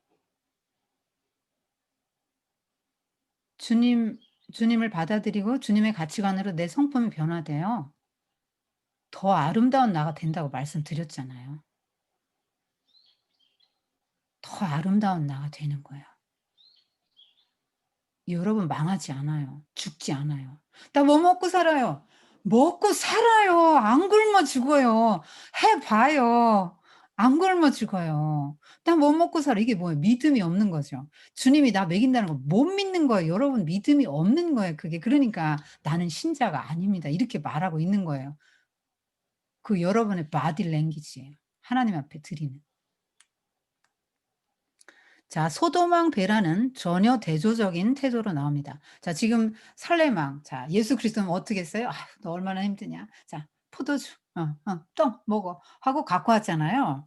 그리고 하나님을 찬양하고 이 사람에게도 하나님을 찬양하게 만들었죠. 이게 여러분의 모형이 돼야 되는데 소돔왕 베라는 뭐라고 하냐면 감사도 안 해요. 지금 소돔왕 거 다 뺏어간 거 다 소돔왕 것도 다 지금 찾아왔거든. 소돔 백성들 거 다 뺏어간 거 다 찾아왔단 말이에요. 근데 소돔왕 베라 입장에서 얼마나 지금 고마운데요. 그런데 그런 감사 안 해요. "백성들은 내게 돌려주고 물건 너 가져." 이렇게 하고 물건을 가지고 아브라함을 인제 자기 밑에 두려고 하는 거예요. 여러분 아브라함이 이거 돈 딱 받으면 어떻게 됩니까? 소돔왕 용병 되는 거죠. 그래서 질질 끌려다니는 거예요, 소돔왕이 하라는 대로. 돈에 탐이 나서 만약에 그랬다면. 근데 인제 이미 레슨 했잖아요. 받았죠. 비싼 레슨비 냈잖아요. 그거 헛되게 인제 날릴 수는 없죠. "난 돈 1번 아니거든." 어 어 "난 돈 1번 아니야. 너 다 가져. 내가 만약에 너한테 받으면 하나님이 나한테 주신 거 난 이걸로 족하지. 그러니까 내가 너한테 받으면 사람들이 소돔왕 때문에 아브라함이 부자 됐다." 이렇게 말할 거라고. 난 그런 소리 듣기 싫다. 내가 세상에서 내가 복을 받아? 나는 하나님이 주시는 걸 족해. 난 그냥 돌 옆에서 살아도 하나님이 나와 함께하는 게 좋다고. 난 맛있는 떡과 함께 하나님 없고 막 영적인 대적들이 가득한 그 세상이 아니라 하나님이 나와 함께 하시는 돌투성이 장소라고 해도 하나님이 나와 함께 하시는, 그러니까 하나님 나한테 주시는 걸로 족하다. 그냥 하나님이 주는 만큼 갖고 먹고 살면 된다. 난 더 많이 먹고 싶지도 않고 내가 부자 되고 싶지도 않고 내 이름을 날리고 싶지도 않고 나는 그냥 하나님 한 분이면 돼. 그냥 하나님이 내 옆에 계시기만 하면 그걸로 충분해. 지금 하나님이 지금 그렇죠. 여러분 예수 나의 생명 예수님으로 막 충분해요. 여러분 찬양 안 하십니까? 찬양하십니까? 진심입니까? 음. 어 거절할 수 있어야 됩니다. 세상이 주는 거 No. 왜냐하면 세상이 종이 되니까 받으면. 그래서 세상과 타협해서 돈을 받았어요? 뭐 굉장한 것이 왔습니까? 너무 기쁘죠? 그다음에 더 큰 거 와요. 더 줘요 세상이. 얼마나 많은 걸 약속하고 주는지 몰라요. 주고 또 주고 또 주고 또 주죠? 졸졸졸졸 따라가게 만들죠? 포승줄에 매여서. 종이 돼 가지고. 그거 너 어디로 가요 끄트머리? 그것까지 말하면 너무 쇼크 받으니까 말 안 할게요. 어 거절해야 됩니다. 세상이 주는 거 거절하고 하나님이 주시는 걸로 살게요. 그냥 한 달에 100만 원 받으면 100만 원 갖고 살면 되고 소득이 없으면 굶으면 돼요. 그냥 그런 마음으로 사는 거죠. 그러면 하나님이 굶겨 죽이겠냐고요. 절대 안 죽어요. "야 너 굶어 죽는다." 죽어. 막 애들도 막 "공부해 공부. 공부." 이렇게 하는 이유가 뭐예요? "너 굶어 죽어. 너 어떻게 하려고 그래. 이 땅에 편히 살려면 공부해야지 공부." 안 굶어 죽는다고요. 하나님이 먹인단 말이에요. 그래서 세상이 주는 단맛 예 그거 인제 쫓아가다가 망합니다. 자 인제 승리하고 돌아왔는데 그날 밤에 아브라함 심정이 어떻겠어요? 지금 4대 연합 국 군사를 밤에 가서 급습해 가지고 다 이기고 되찾아 왔거든요 다. 그럼 그 사람들이 인제 본국에서 알고 정신 바짝 차려서 막 용병을 사고 막 더 연합국 더 만들었고 금방 쳐들어오는 건 시간 문제 아닙니까? 아브라함에 있는 건 뭐예요? 318 명이에요. 아무것도 내놓을 게 없는 거예요. 그 얼마나 불안하겠어요. 두렵고. 그런데 그때가 또 하나님 만날 때라고 말씀드렸죠? "두려워하지 마라 아브라함아. 내가 내 방패요 상급이다." 무슨 말씀입니까? "내가 방패가 돼서 너 지켜 줄게. 걱정하지 마. 내가 상급이야. 너 전리품 다 소도망 주고 막 다 돌려주고 너 한 푼도 너한테 가진 거 없어서 속상하지? 어 내가 네 상급이야 내가. 그까짓 거 아무것도 아니야. 티끌 같은 것들이요. 내가 상급이야 너한테." 이게 하나님이 아브라함의 고민 다 아시고요. 정확한 이렇게 처방을 내려 주시는데요. 못 믿겠어요. 하나님 무슨 상급이에요. 지금 뭐 자식 주신다고 하고 지금 안 주신 지가 지금 얼만데요. "일로 나와 봐." 그리고 또 인제 시청각 교육시키죠. "하늘 별 봐." 하면서 "네 자손이 이와 같을 거야. 세 봐. 셀 수 있냐?" "아니요." "네 자손이 이와 같으리라. 늙고 무기력한 너와 내 현실을 보지 마라. 믿음의 눈을 들어 나를 보라." 이것이 믿음의 삶이에요. 그러니까 우리에게 눈이 있어요. 육신의 눈이 있잖아요. 육신의 눈으로 보이는 것도 있고 안 보이는 것도 있죠. 믿음의 눈으로 볼 수 있는 것이 있어요. 지금 아브라함의 눈에는 자손 한 명도 안 보여요. 근데 티끌 같은 자손을 믿음의 눈으로 보라는 거예요. 아이고 얼마나 어려운 주문을 하세요. 믿음의 눈으로 본다. 저는요. 제 아이를 먼저 보냈지 않습니까? 그래서 저는 믿음의 눈으로 본다는 게 뭔지를 쪼끔 배웠어요. 저는 날마다 상상해요. 그곳을. 그 그곳을 상상하죠. 그리고 함께, 함께 또 같이 살 날이 오리라 상상해요. 믿음의 눈을 들면 보이고 그 하나님 나라가 보여요. 여러분 니고데모에게 주님이 말씀하셨죠? 어 "거듭나서 네 눈이 새로워져 네 가치관이 바뀌고 거듭나서 네가 새로워지지 않으면 하나님 나라 볼 수 없어. 네가 아 성령으로 거듭나지 않으면 하나님 나라에 들어갈 수 없어. 해서 하나님 나라 보는 거를 들어가는 것과 동일시했어요. 여러분의 눈에 하나님 나라 보입니까? 그러면 구원받았습니다. 하나님이 여러분의 생애에 하실 일들이 믿음의 눈으로 보이십니까? 그러면 구원받았습니다. 여러분 성도입니다. 하나님이 보여주시는 거예요. 비전. 그래서 믿음의 눈을 들어 봅니다. 여러분, 이 믿음 때문에 하나님이 그를 의롭게 여기셨어요. 창세기 어 그 15장 6 절, 로마서 4장 1 절에서 3 절, 갈라디아서 3장 6 절에서 14 절, 또 심지어 로마서 11장 17 절에서 21 절, 이런 모든 것들이 다 지금 그 아브라함이 믿음으로 의롭다함을 받았다 하고 말하고 있어요. 믿음으로. 그러니까 여러분, 이게 뭔 말이냐면요. 우리가 이렇게 생각하잖아요. 특별히 이제 모범적으로 살아오신 분들이, 모범생으로 살아오신 분들이 그런 생각해요. 하나님 앞에서 내가 모범적으로 뭔가 좀 도덕적으로 이렇게 참 율법도 좀 잘 지키고 하나님께 좀 이쁘게 뭔가 좀 하나님 앞에 이렇게 잘해야 하나님께 인정을 받을 거라고 생각해요. 절대 그거 아니에요. 여러분이 그렇게 생각하는 한 자유롭지 않아요. 율법의 메인 인생이에요. 여러분이 정말 죄덩어리라고 해도요. 그거 하나님이 별로 안 친다고 그랬잖아요, 죄로. 하나님이 치는 거 딱 하나라고 했잖아요. "나를 주인으로 섬기고 있어? 나를 왕으로 섬기고 있어?" 뭐 어쩌다 하면 실수한 거면, 아브라함도 뭐 실수하는데 뭐 괜찮아요. 거짓말 좀 하고 뭐 실수 좀 하고 뭐 세상 길로 빠졌다. "아이쿠 이거 큰일 났네." 하고 뭐 잘못했네 하고 레슨 받고 돌아오고 하는데, 어떤 사람이 돌아옵니까? 하나님이 왕이고 주인인 걸 아는 사람이 돌아오는 거 아니에요? 그러니까 이거 아무것도 아니에요. 그러니까 이것만 돼 있으면 되는 거예요. 하나님이 나의 왕, 이것만 돼 있으면 돼요. 그래서 하나님이 나의 주인이에요? 예수님이 나에게 지금 들어와 계세요? 당연히 우리 죄를 사하시죠. 내가 예수님이 하나님 앞에서, 하나님 여기 계시면 예수님이 여기 계시고 나는 여기 있으면요. 예수님을 통해서 나를 보기 때문에 너는 의롭네.' 이렇게 본단 말이에요. '너 행동이 옳다.' 이렇게 보는 거예요. 그 옳다는 개념이 도덕의 개념이 절대 아니고 헬레니즘의 영향입니다, 도덕을 그렇게 생각하는 것은. 율법주의 다 인본주의입니다. 사람의 힘으로 하나님에게 뭘 할 수 있는 사람 아무것도 없어요. 하나님에게 뭘로 어필하려고 그러세요? 뭘로? 돈을 얼마나 많이 갖다 드리면 어필이 되겠으며, 여러분이 선행을 얼마나 많이 하면 하나님이 어필이 되겠어요. 다 누더기 같은 거라 했거든요.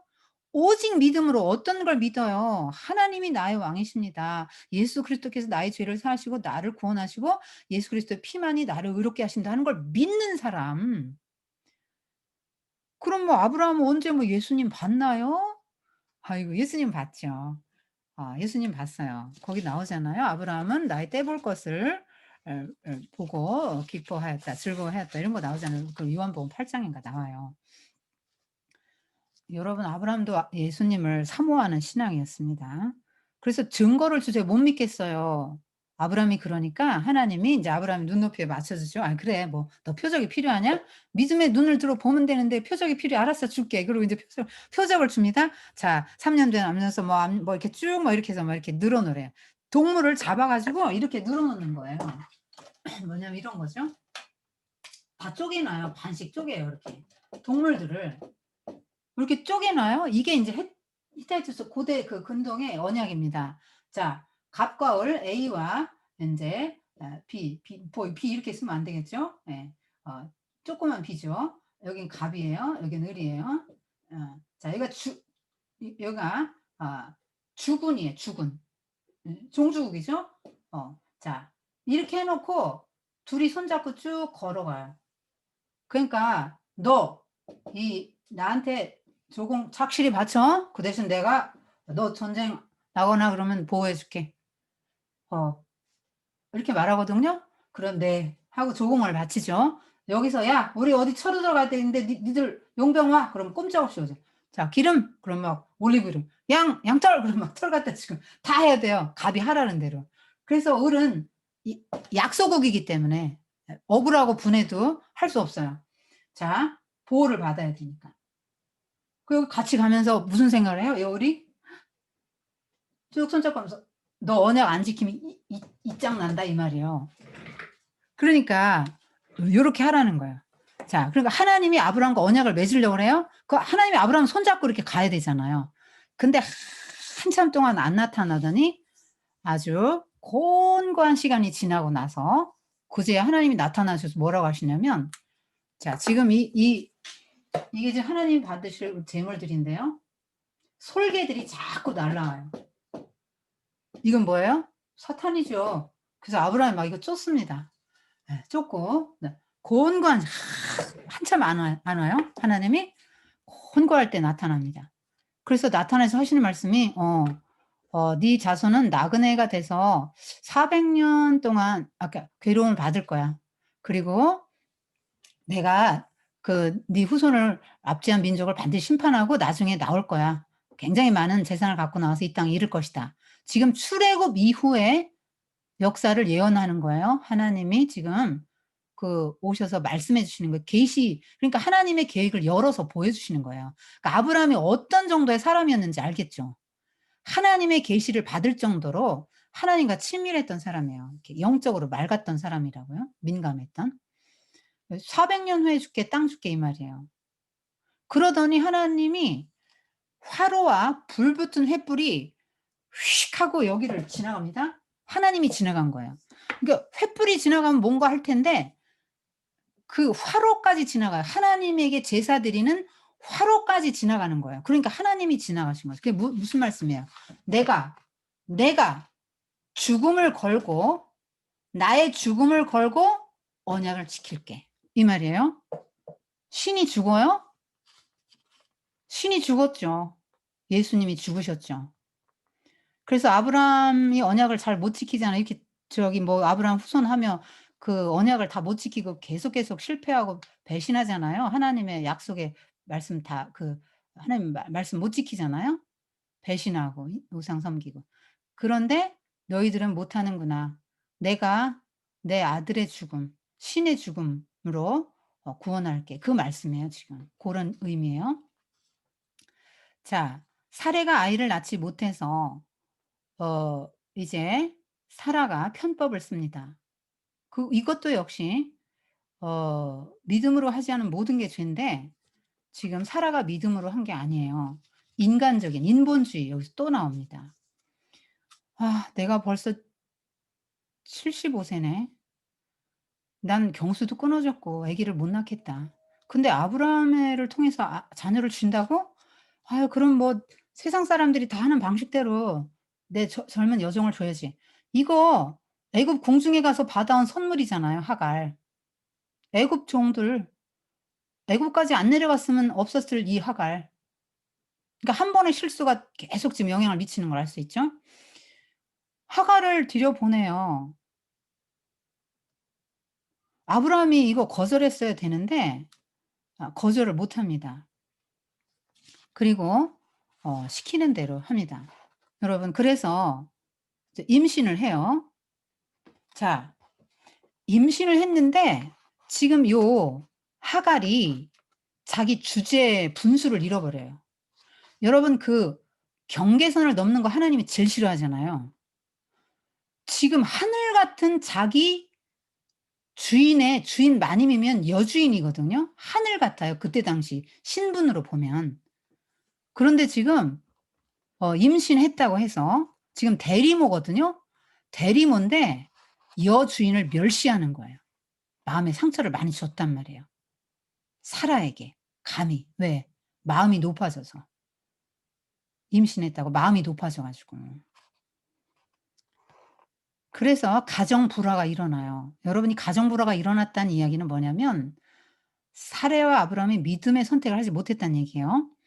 그래서 남편을 원망해요. 그래서 남편을 불러서 사레가 당당하게 화를 내면서 말을 합니다. "하갈이 당신 품 안에 안겨 있어서 나를 업신여긴다. 당신이 이 문제를 처리해 주세요. 그리고 안 해 주실 거면 하나님이 개입하실 겁니다." 막 협박까지 합니다. 그러니까 아브라함이 되게 수동적이에요. 지금 뭐 롯 구하러 지금 뭐 318명 데리고 밤에 간 기상은 다 어디 갔나 몰라요. 뭐 그냥 뭐 "당신 마음대로 하세요." 이러죠. 네. 예. 거의 경처가 수준입니다. 아내한테는 꼼짝 못 해요.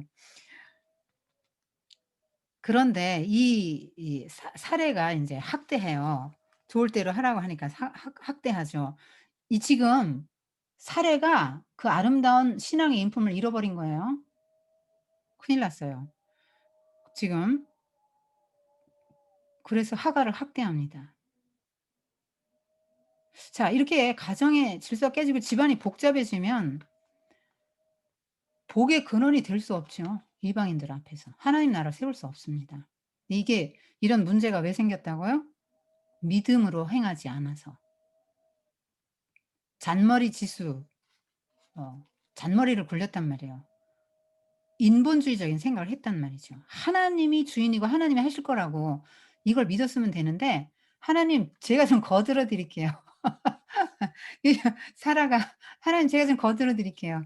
이거 이 언약이 이루어져야 되는데 빨리빨리 이루어져야 되는데 지금 기다리는 거 너무 힘들고 앞만 봐도 난 틀렸거든요. 앞만 봐도 난 틀렸어." 이렇게 부정적인 생각을 하는 거예요. 사람의 눈으로 보는 거죠, 사람의 눈으로. 하나님은 모든 걸 하실 수 있는데. 음. 하나님 거들어 드린다고 하다가 이렇게 됐습니다. 그래서 하갈도 좀 욱하는 기질이 있단 말이에요. 그래서 막 도망 나가요. 광야로 도망갑니다. 그래서 '아이고 이거 인제 목말라 죽겠어요. 돌아갈 수도 없고 어쩌나.' 막 또 곤고한 순간에 하나님이 나타나서 "사레의 종 하갈아." 이렇게 부릅니다. 이 고대 근동 문학에서 이 여자의 이름을 부른 거는요 하갈 한 명밖에 없대요. 그리고 정체성을 분명히 해서 부르죠. "사레의 종 하갈아."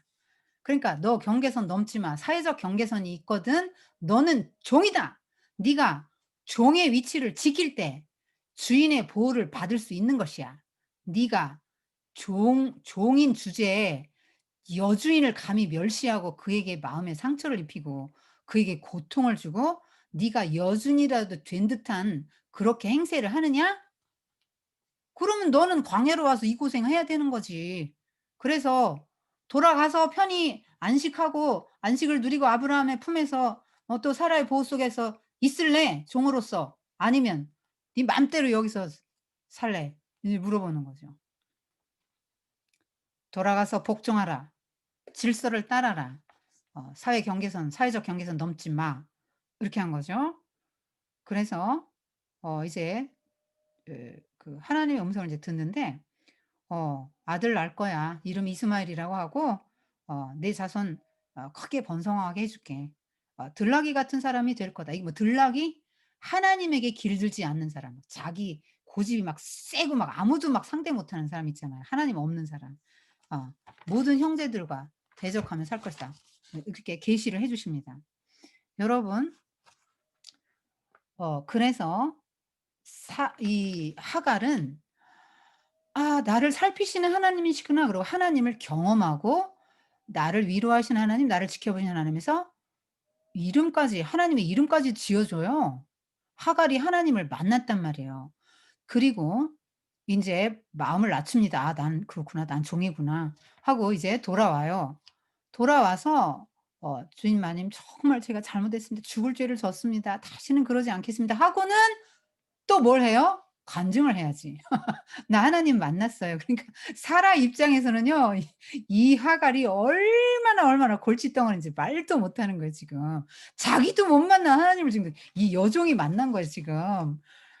여러분 하갈이 옆에서 깐죽깐죽하고 막 잘난 척하고 막 배 임신했을 때 배는 이렇게 내밀고 다니고 뭐 시켜도 말도 안 듣고 또 딴 종한테 가서 딴 종들한테 막 사라 흉보고 별짓을 다 했단 말입니다 지금 이 하갈이. 여러분 이 사라가 얼마나 이 하갈 때문에 고통을 받았겠어요. 그런데 하나님이 왜 하갈을 사라 옆에 놔뒀을까요? 왜 허용을 하셨을까요? 열국의 어미 만들라고. "여종 하나도 못 품냐? 네가 어떻게 열국의 어미가 되겠냐. 난 지금 너한테 꿈이 있어. 넌 열국의 어미가 되게 하고 아브람 열국의 아비 되게 하는 꿈이 있거든. 너 요래서 되겠냐?" 지난주에 인제 어떤 분이 상담하셨잖아요. "아유 한 부서에서 누구랑 일하다 보니까 그 사람이 너무 좀 힘들고 그냥 요렇게 하면 좋을 것 같은데 저 사람이 그렇게 안 하고 그냥 그래서 '아유 차라리 내가 이 부서 나오고 말자.' 요런 생각이 들었다." 하나님의 비전이 뭐죠? 여러분 부부를 막 정말, 정말 안 맞는 천적 같은 그 배우자를 만나게 한 이유가 뭐죠 하나님이? 둘이 만나서 뭐 어떡하라고요? 맨날 싸우라고. 싸우라고 붙여 준 거예요. 싸우면서 어떻게 되죠? 마모가 되죠. 마모가 돼서 인제 안 아파요. 안 싸우게 되고 하나 되는 거죠. 동화되고 연합되죠. 그러라고 결혼시켜 준 거예요. 그러면 그 사람 왜 붙여 놨겠어요? 열국의 어미 되라고. 품으라고. "그거 못하면 너 안 된다." 그래서 다른 부서 가면요 또 생겨요. 왜냐면 하나님의 꼴이 거기니까. 난 네가 그 사람 품는 게 꼴인데. 그래야 네가 열국의 어미 될 거 아니요. 어 그래서 "자기 부인 좀 해 봐." 자기 부인 훈련시키는 거거든요. 그거 안 맞는 거는요 자기 부인이 좀 안 된 거예요. 그리고 이걸 인정 안 하는 거예요. 몸. 몸이 그리스도의 몸이잖아요. 그래서 다 세포들끼리 붙여 놨거든요. 자 서로 연합해. 그러고 교통하고 연합하고 협조해서 나의 몸을 이루어 다오. 근데 이 세포가 아우 얘는 마음에 안 들어요. 난 얘랑 협조 안 할 거예요. 그리고 얘가 일을 안 해요. 얘하고 교류를 안 하려고 그래요. 그럼 이 세포는 어떻게 되는 거예요? 자기도 죽어요. 암세포 되든가 아니면 죽든가 그러는 거예요. 그러니까 음 정말 어려운 얘기죠. 쉬운 일은 아니에요. 그런데 잘 생각해 보세요. '내가 죽었나? 자기 부인이 됐나? 나는 머리이신 그리스도의 말을 듣고 순종하고 그 통제에 지금 그대로 순종하고 있나?' 하고 생각해 보세요. 머리 대신 예수님이 원하는 건 뭐예요? 온몸이 연합돼서 잘 이렇게 되는 거잖아요. 세포끼리도 다 소통하고 영양분도 다 이렇게 주고 이러면서 다 가는 거 아니에요? 세포끼리 연결돼야지 사는 거예요. 그리고 그리스도의 몸을 구성하는 거거든요. 그래서 무조건 세포는요. 두뇌에서 지시하는 대로 따라야 되는데 이 두뇌가 그리스도잖아요. 그래서 그리스도의 말씀에 순종해야만 내가 살아요. 요즘 하갈도 광야 뛰쳐나가면 "아유 나 지금 살아. 너무 안 맞아, 안 맞아, 안 맞아. 난 그래 가지고 난 나갔어요." 죽어요 광야에 있으면. 그냥 질서에 순응하는 게 좋은 거예요. 머리이신 예수 그리스도 교회의 질서에 순응하는 게 가장 안전한 거라고요 지금. 하갈이 어떻게 안전했어요. 다시 인제 돌아와서 안전해지죠. 그죠? 아기 낳습니다. 얼마나 기분이 좋았을까요? 하나님은 안 기뻐요 근데. 지금 하나님의 계획은 뭐예요? 아브라함이 이삭을 낳고요. 사라를 통해서 이삭을 낳고요. 열국의 어미 아비가 되는 거예요. 그런데 지금 이 이스마엘 뭐 여종에게서 나요? 인본주의? 그리고 이게 율법을 상징하는 거예요 율법. "난 이거 원하지 않는데 은혜의 아들 네가 도무지 할 수 없을 때 내가 해 주는 그 아들. 그 아들을 통해서 네가 열국의 아비가 되는 게 내 꼴이야. 그런데 그걸 못 참고 못 기다리고 그 인본주의적인 사고방식을 따라서 살다가 이렇게 차선책을 가지고 만족하냐? 난 너에게 최선의 그걸 가지고 있다." 지금 그러시는 거죠. 그러면서 13년 동안 안 나타나시다가 99 세에 나타나서 하나님이 화를 내십니다. "나는 전능한 하나님이다. 너는 내 앞에서 완전하라." 그게 무슨 말이에요? 뒤집어 말하면 "너 내 앞에서 왜 이렇게 완전하지 못하냐? 왜 이렇게 허물과 실수가 많고." 근데 이 허물과 실수 뭐예요? 다른 거 아니죠. 뭐예요? 하나님을 왕으로 모시고 하나님이 나의 주인이십니다. 하나님이 다 하실 것입니다고 인정하는 거예요. 이거 하나 본 거예요. 이거가 완전한 거예요 이게. 나는 완전하지 않지만 완전히 하나님이 나와 함께 하시면 내가 완전할 수 있죠. 그러니까 나의 전능함을 믿고 기다렸어야 되는데 그러면서 "너 이름 바꿔. 아브라함, 열국의 아비. 그리고 어 네 아내 열국의 어미 사라로 바꾸라. 너는 수많은 나라의 조상이 될 거고 많은 왕들이 네 허리에서 나올 것이다. 그리고 내가 내 언약을 너와 네 후손 사이에 세워서 영원한 언약으로 삼고 너와 네 자손의 하나님이 되겠다. 그리고 또 처음에 하셨던 약속 크게 번성케 하고 어쩌고저쩌고 막 해 주시고 할례 받아라 그러십니다. 그래서 이 아브람과 사라는 원래 되게 소시민적인 사람이었잖아요. 어떻게든지 뭐 돈이나 벌고 집에서 아기나 낳고 이렇게 살면 행복하게 살면 좋겠다.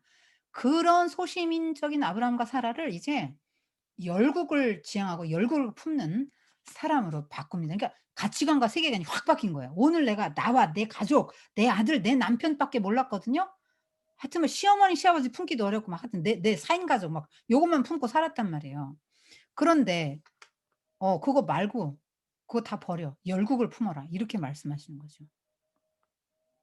그리고 "네 아내 사라가 아들을 낳을 것이다. 그리고 이삭이라고 지어라.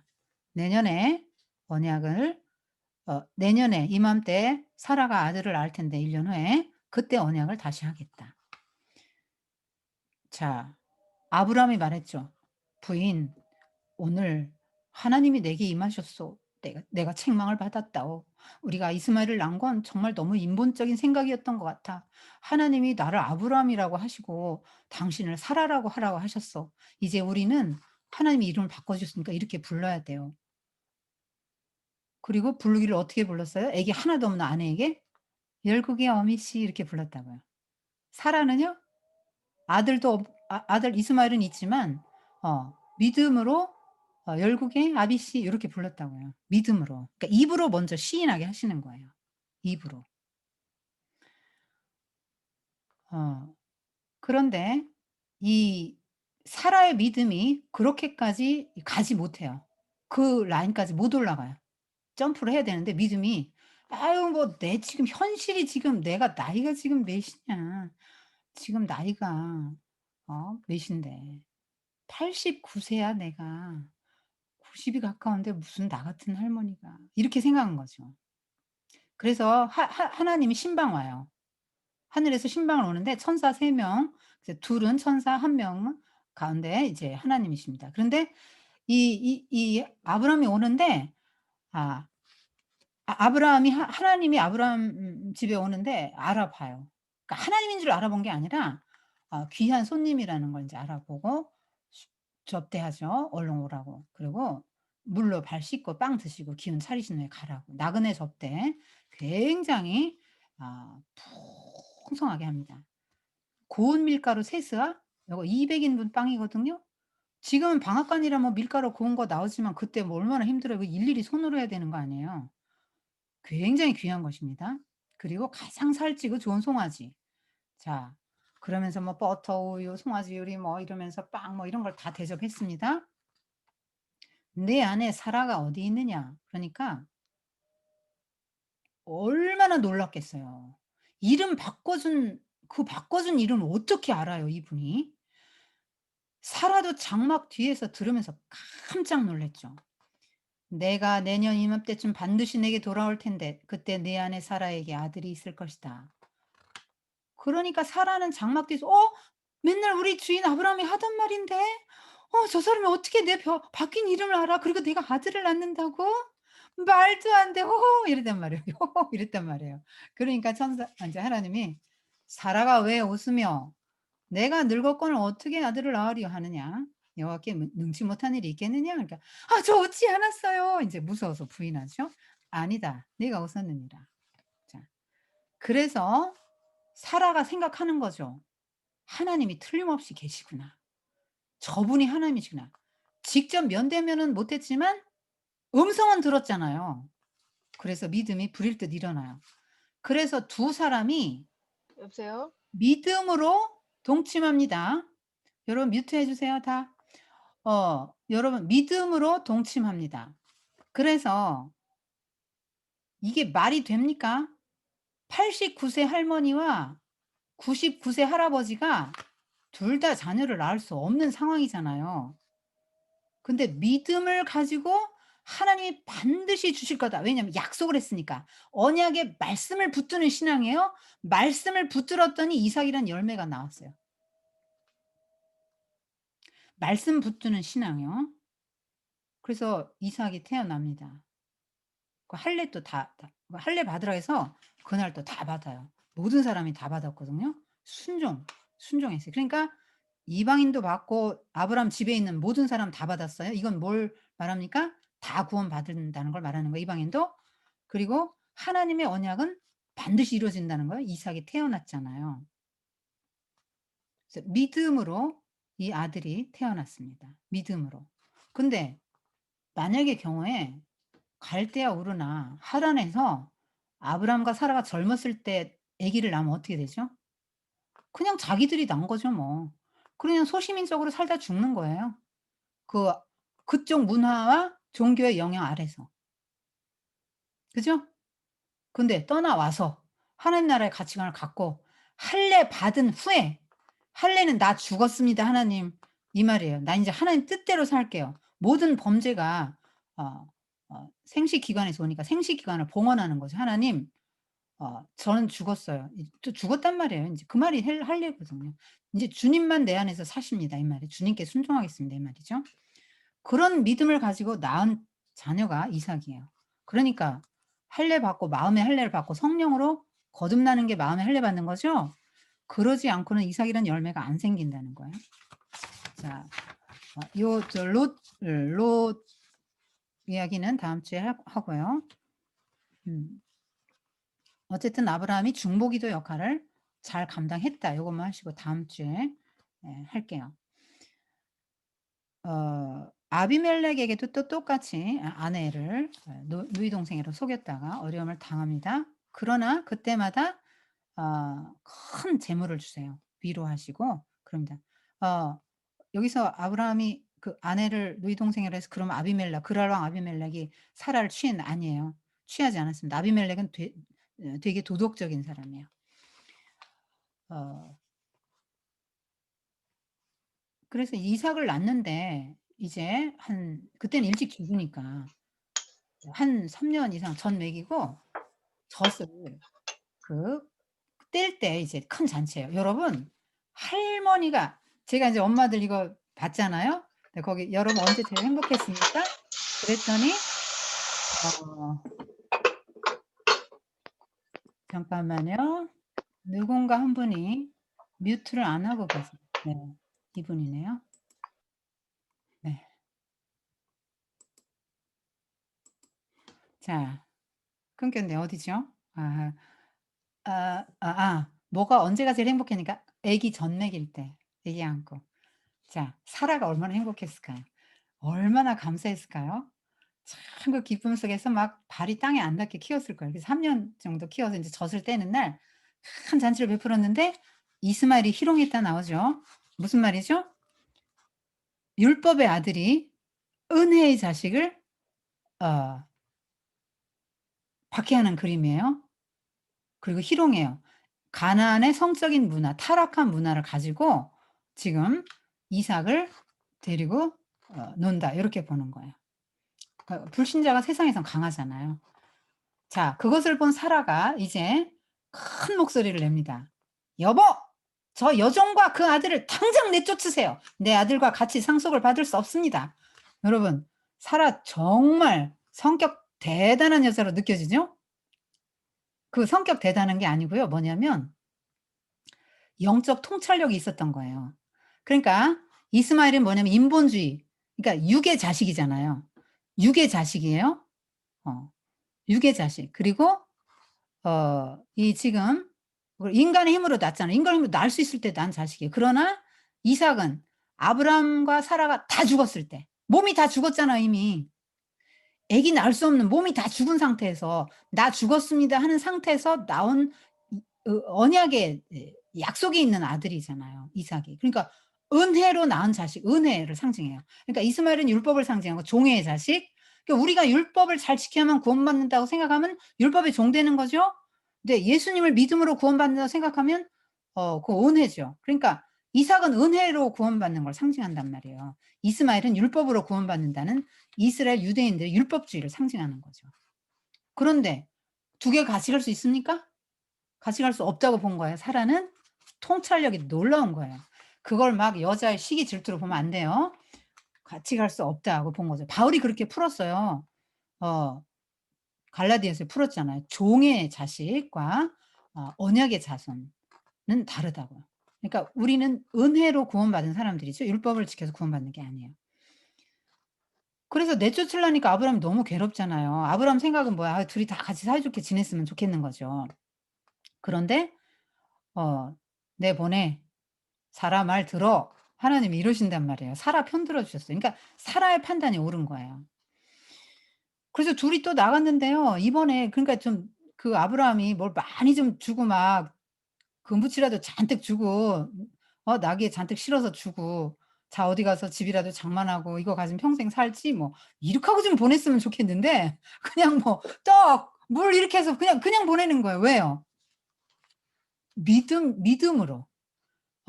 "걱정 마. 이스마엘도 내가 큰 민족 되게 할 거야. 걱정 마, 걱정 마." 하고 믿음을 줬기 때문에 믿음으로 보낸 거예요. 떡 쪼끔하고 물만 쪼끔 줘서 보냈죠. 근데 아니 금방 떨어지지 않아요? 그래서 배고파 죽겠어요. 목말라 죽겠어요. 그래서 막 땅을 치고 통곡을 하고 옵니다 막. 얼마나 큰 소리로 우는지요? 이스마엘은 겉으로는 울지 않았고 속으로 피눈물을 흘렸거든요. 그런데 하나님의 천사가 나타나서 뭐라 하냐 "하갈아 어 일어나. 저 아이를 일으켜 세워라. 세워서 그 손 잡아. 쟤도 한 나라를 큰 나라를 이룰 거야." 하나님이 저 아이의 우는 소리를 들으셨다 이렇게 말합니다. 이스마엘은 겉으로는 안 울었는데 그 피눈물을 흘렸겠죠. 지금까지 아버지 아브라함의 재산이 다 자기고 자기가 1 순위인 줄 알았는데 하루아침에 쫓겨났잖아요. 모든 걸 다 상실했으니까 얼마나 허탈하겠어요. 분하고 억울하고 이삭이 막 너무 밉고 그랬겠죠.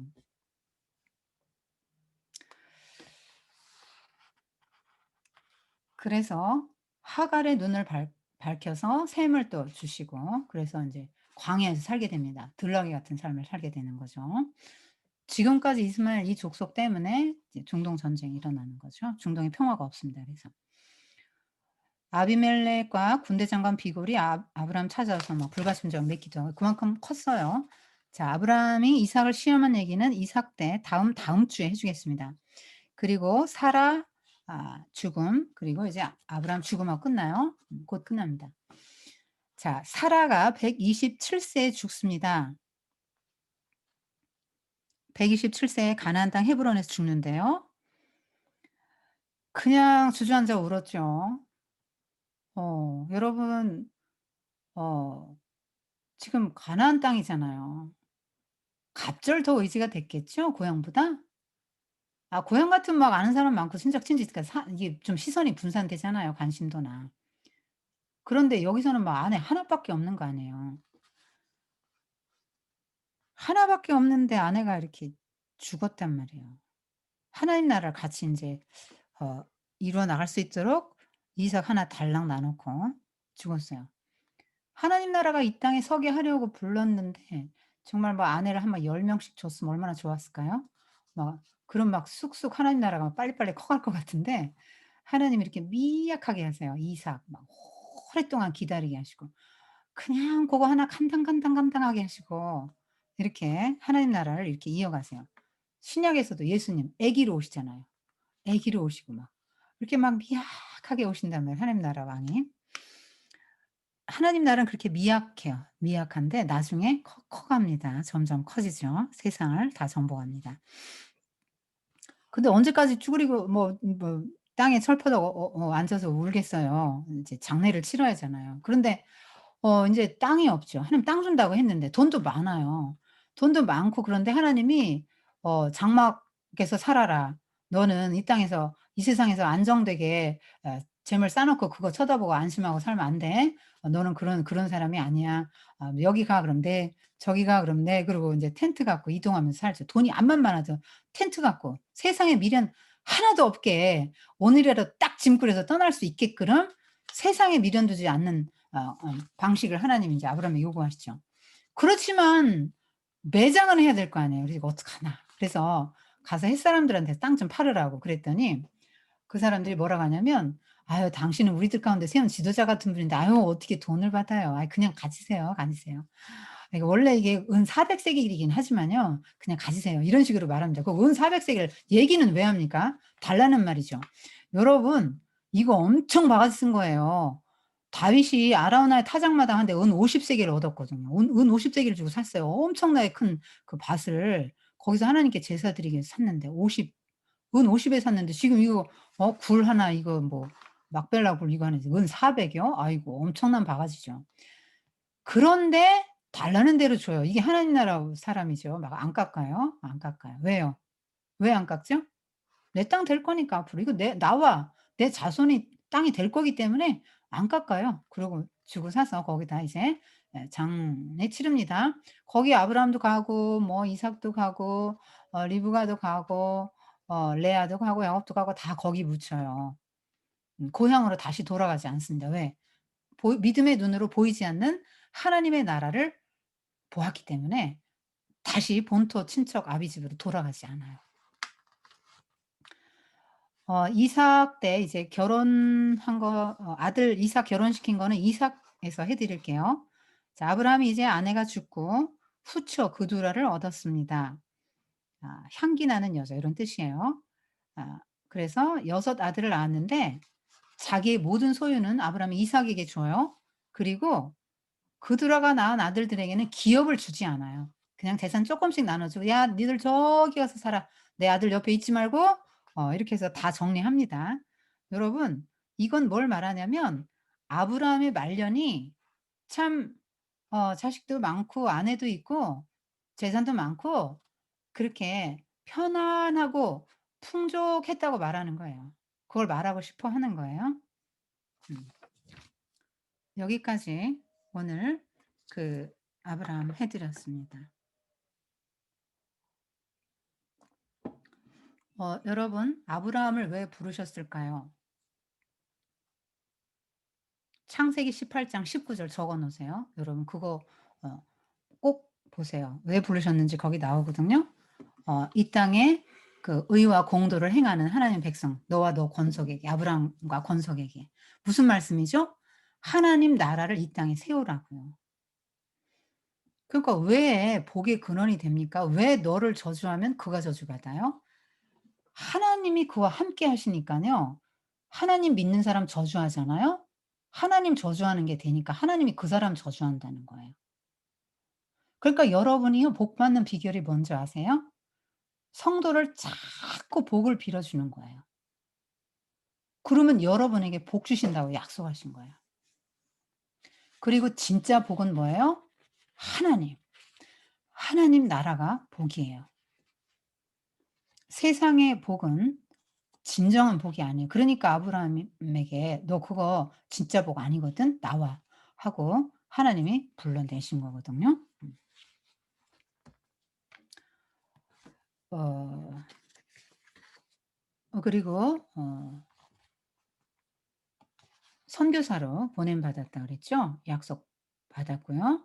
믿음으로 말씀을 붙드는 신앙이었습니다. 하나님이 기획한 사람. 자, 왜 우리가 이스라엘 역사를 이 구약 성경을 통해서 공부합니까? 아니 뭐 한국 역사 공부하기도 머리가 뽀개질 지경인데 이스라엘 역사까지 왜 알아야 됩니까? 하나님이 이스라엘 민족을 샘플로 하신 거죠. 아브라함을 선택하셔서 개인을 통해서 하나님 나라가 이 땅에 서게 하시고요. 그리고 그 민족을 이루게 하십니다. 지금 아브라함의 한 명이죠. 한 명인데요. 여기 보세요. 아브라함의 한 명, 이삭도 한 명, 어 야 이삭에게서 2 명 쌍둥이, 또 야곱에서 12명 나오죠. 이게 하나님 나라가 자꾸 커가는 거예요. 커요, 하나님 나라가. 그래서 이 땅에 하나님 나라 실현하라고 가나안 땅에 박아 놓은 거예요. "여기 하나님 나라로 만들어라." 이러고. 여러분 직장 왜 보내줬냐면 하나님 나라 만들으라고. 여러분 가정을 왜 묶어 주셨냐면 가정을 하나님 나라 만들으라고. 여러분 개인의 '내가 하나님이 나의 왕입니다. 나의 주님이다.' 하면은 그게 여러분의 마음에 하나님 나라가 쓴 거예요. 근데 여러분이 수많은 이유로 인본적인 생각들을 막 아브라함처럼 사라처럼 막 끊임없이 인본적인 생각으로 살면서 하나님을 자꾸 밀어내기 때문에 하나님 잠깐 비키세요. 아니 지금 이거 이렇게 해야 되겠어요. 이게 맞는 것 같아요. 아이 당연히 사라 생각으로는 자기가 맞지. 아니 자기 늙었는데 가망 없죠. 학을 얻어야 되죠. "나는 비키세요, 비키세요." 이렇게 해야 될 것 같아. "내 거들어 드릴게요." 이렇게 하는 게 우리거든요. 그래서 하나님 자꾸 밀어내니까 내가 하나님으로부터 오는 안식을 못 누리는 거예요. 하나님부터 오는 복, 내가 하나님 나라, 하나님의 나라가 내 안에 서서 하나님이 나의 딱 왕으로 계시잖아요. 그러면 그 복이 다 와요. 하갈이 사라의 여종으로서 그 위치에 있을 때 사라의 보호를 받고 아브라함의 보호를 받아요. 그러니까 내 위치는 어디예요? 하나님이 왕이고 난 백성입니다. 그러니까 나의 왕, 나의 주님 요것만 하나 딱 갖고 있는 거죠. 실수해도 또 오면 돼요. 요 중심만 갖고 있으면 웬만한 거 하나님 다 눈 감아줘요. 여러분 죄를 졌다고 해서 막 다 하나님이 드러나게 하고 막 사람들에게 부끄러움을 당하고 하나님 매질하시고 그러면 우리 못 살아요, 못 살아요. 엄청난 많은 죄를 졌어도 그냥 이렇게 얼굴 들고 다니고 사회생활 하는 이유는 하나님이 다 덮어주고, 덮어주고 그래서 그래요. 그냥 "아유 그래 네가 그냥 어쩌다 어려울 때라도 나 찾는 거 그거 보면 그거라도 기특하다 야." 이러는 거죠. 맨날, 맨날 하나님 찾지는 않아도 매 순간 찾지는 않아도 그것도 인제 기특한 거죠. 음. 여러분 생존이 1 번이 아니에요. 여러분 어 예수님 1번 시험 아 아브라함 1번 시험 졌죠. 예수님 1번 시험 이기시고요. 베드로도 1번 시험에서 졌죠. 자기 목숨을 살리기 위해서 스승을 부인했잖아요. 목숨 부지하려 계집종에게. 생명이 1 번이 돼 내 생명, 내 생명, 내 생존이 1 번이 되면 아 제자의 삶을 살 수 없어요. 선교사의 삶을 살 수가 없어요. 음. 자 그 아브라함도 그렇고 사라도 그렇고 입체적 인물입니다. 여러분 소설에서 입체적 인물 뭐죠? 변화가 있는 거죠. 처음부터 끝까지 성격이 뭐 흥부전 흥부 하나도 안 변하잖아요. 근데 뭐 놀부 되게 입체적 인물이에요, 변하는 거. 지금 사라, 아브라함 다 변해요. 영적으로 진화합니다. 어 아까 초등학교 입학, 대학원 졸업 수준은 그 이삭 바칠 때라고 말씀드렸죠. 여러분도 성장하셔야 돼요. 이 사람은 열국의 아미. 여러분 열국의 어미 아비로 부르셔서 많은 옆 사람들 어렵게 하는 사람들 붙여 주셨어요. 그거 시험 잘 패스하셔야 열국의 아비 되십니다. 갈라디아서 3장 14 절에 이렇게 나와요. "이는 그리스도 예수 안에서 아브라함의 복이 이방인에게 미치게 하고" 뭐 이런 식으로 나오거든요. 그러니까 그리스도 예수 안에서 여러분이 모든 사람에게 복을 흘려보내 아브라함의 복을 흘려보내는 사람 제2의 아브라함이 다 될 수 있다는 것이죠. 음. 자 여기까지 오늘 하고 여러분 이제 질문 받을게요. 잠깐 기도하겠습니다. 하나님 감사합니다. 오늘 그 아브라함을 통해서 믿음이 뭔지 정말 그 하나님 말씀 붙들고 불확실한 가운데 한 걸음 한 걸음 내딛는 게 믿음이라는 거 오늘 또 배웠습니다. 그리고 진정한 복은 세상에서의 성공, 세상에서 누리는 것들이 아니라 하나님 자신이고 하나님의 나라, 하나님이 통치하시는 나라, 하나님 나라의 원리가 지배되는 그 나라, 그 하나님 나라가 복인 것을 오늘 공부했습니다. 그 하나님 나라를 이 땅에 이루게 하려고 아브라함을 부르시고 아브라함을 통해서 민족을 형성하시고 그 이스라엘이라는 민족을 기획하시고 선택하시고 만드셔서 전 세계에 하나님이 이와 같은 분이라라는 걸 보여주기 위한 샘플로 이제 그 이스라엘을 선택하셨고 아브라함을 선택하셨는데 오늘 우리도 그렇게 아브라함처럼 선택받기를 원해요.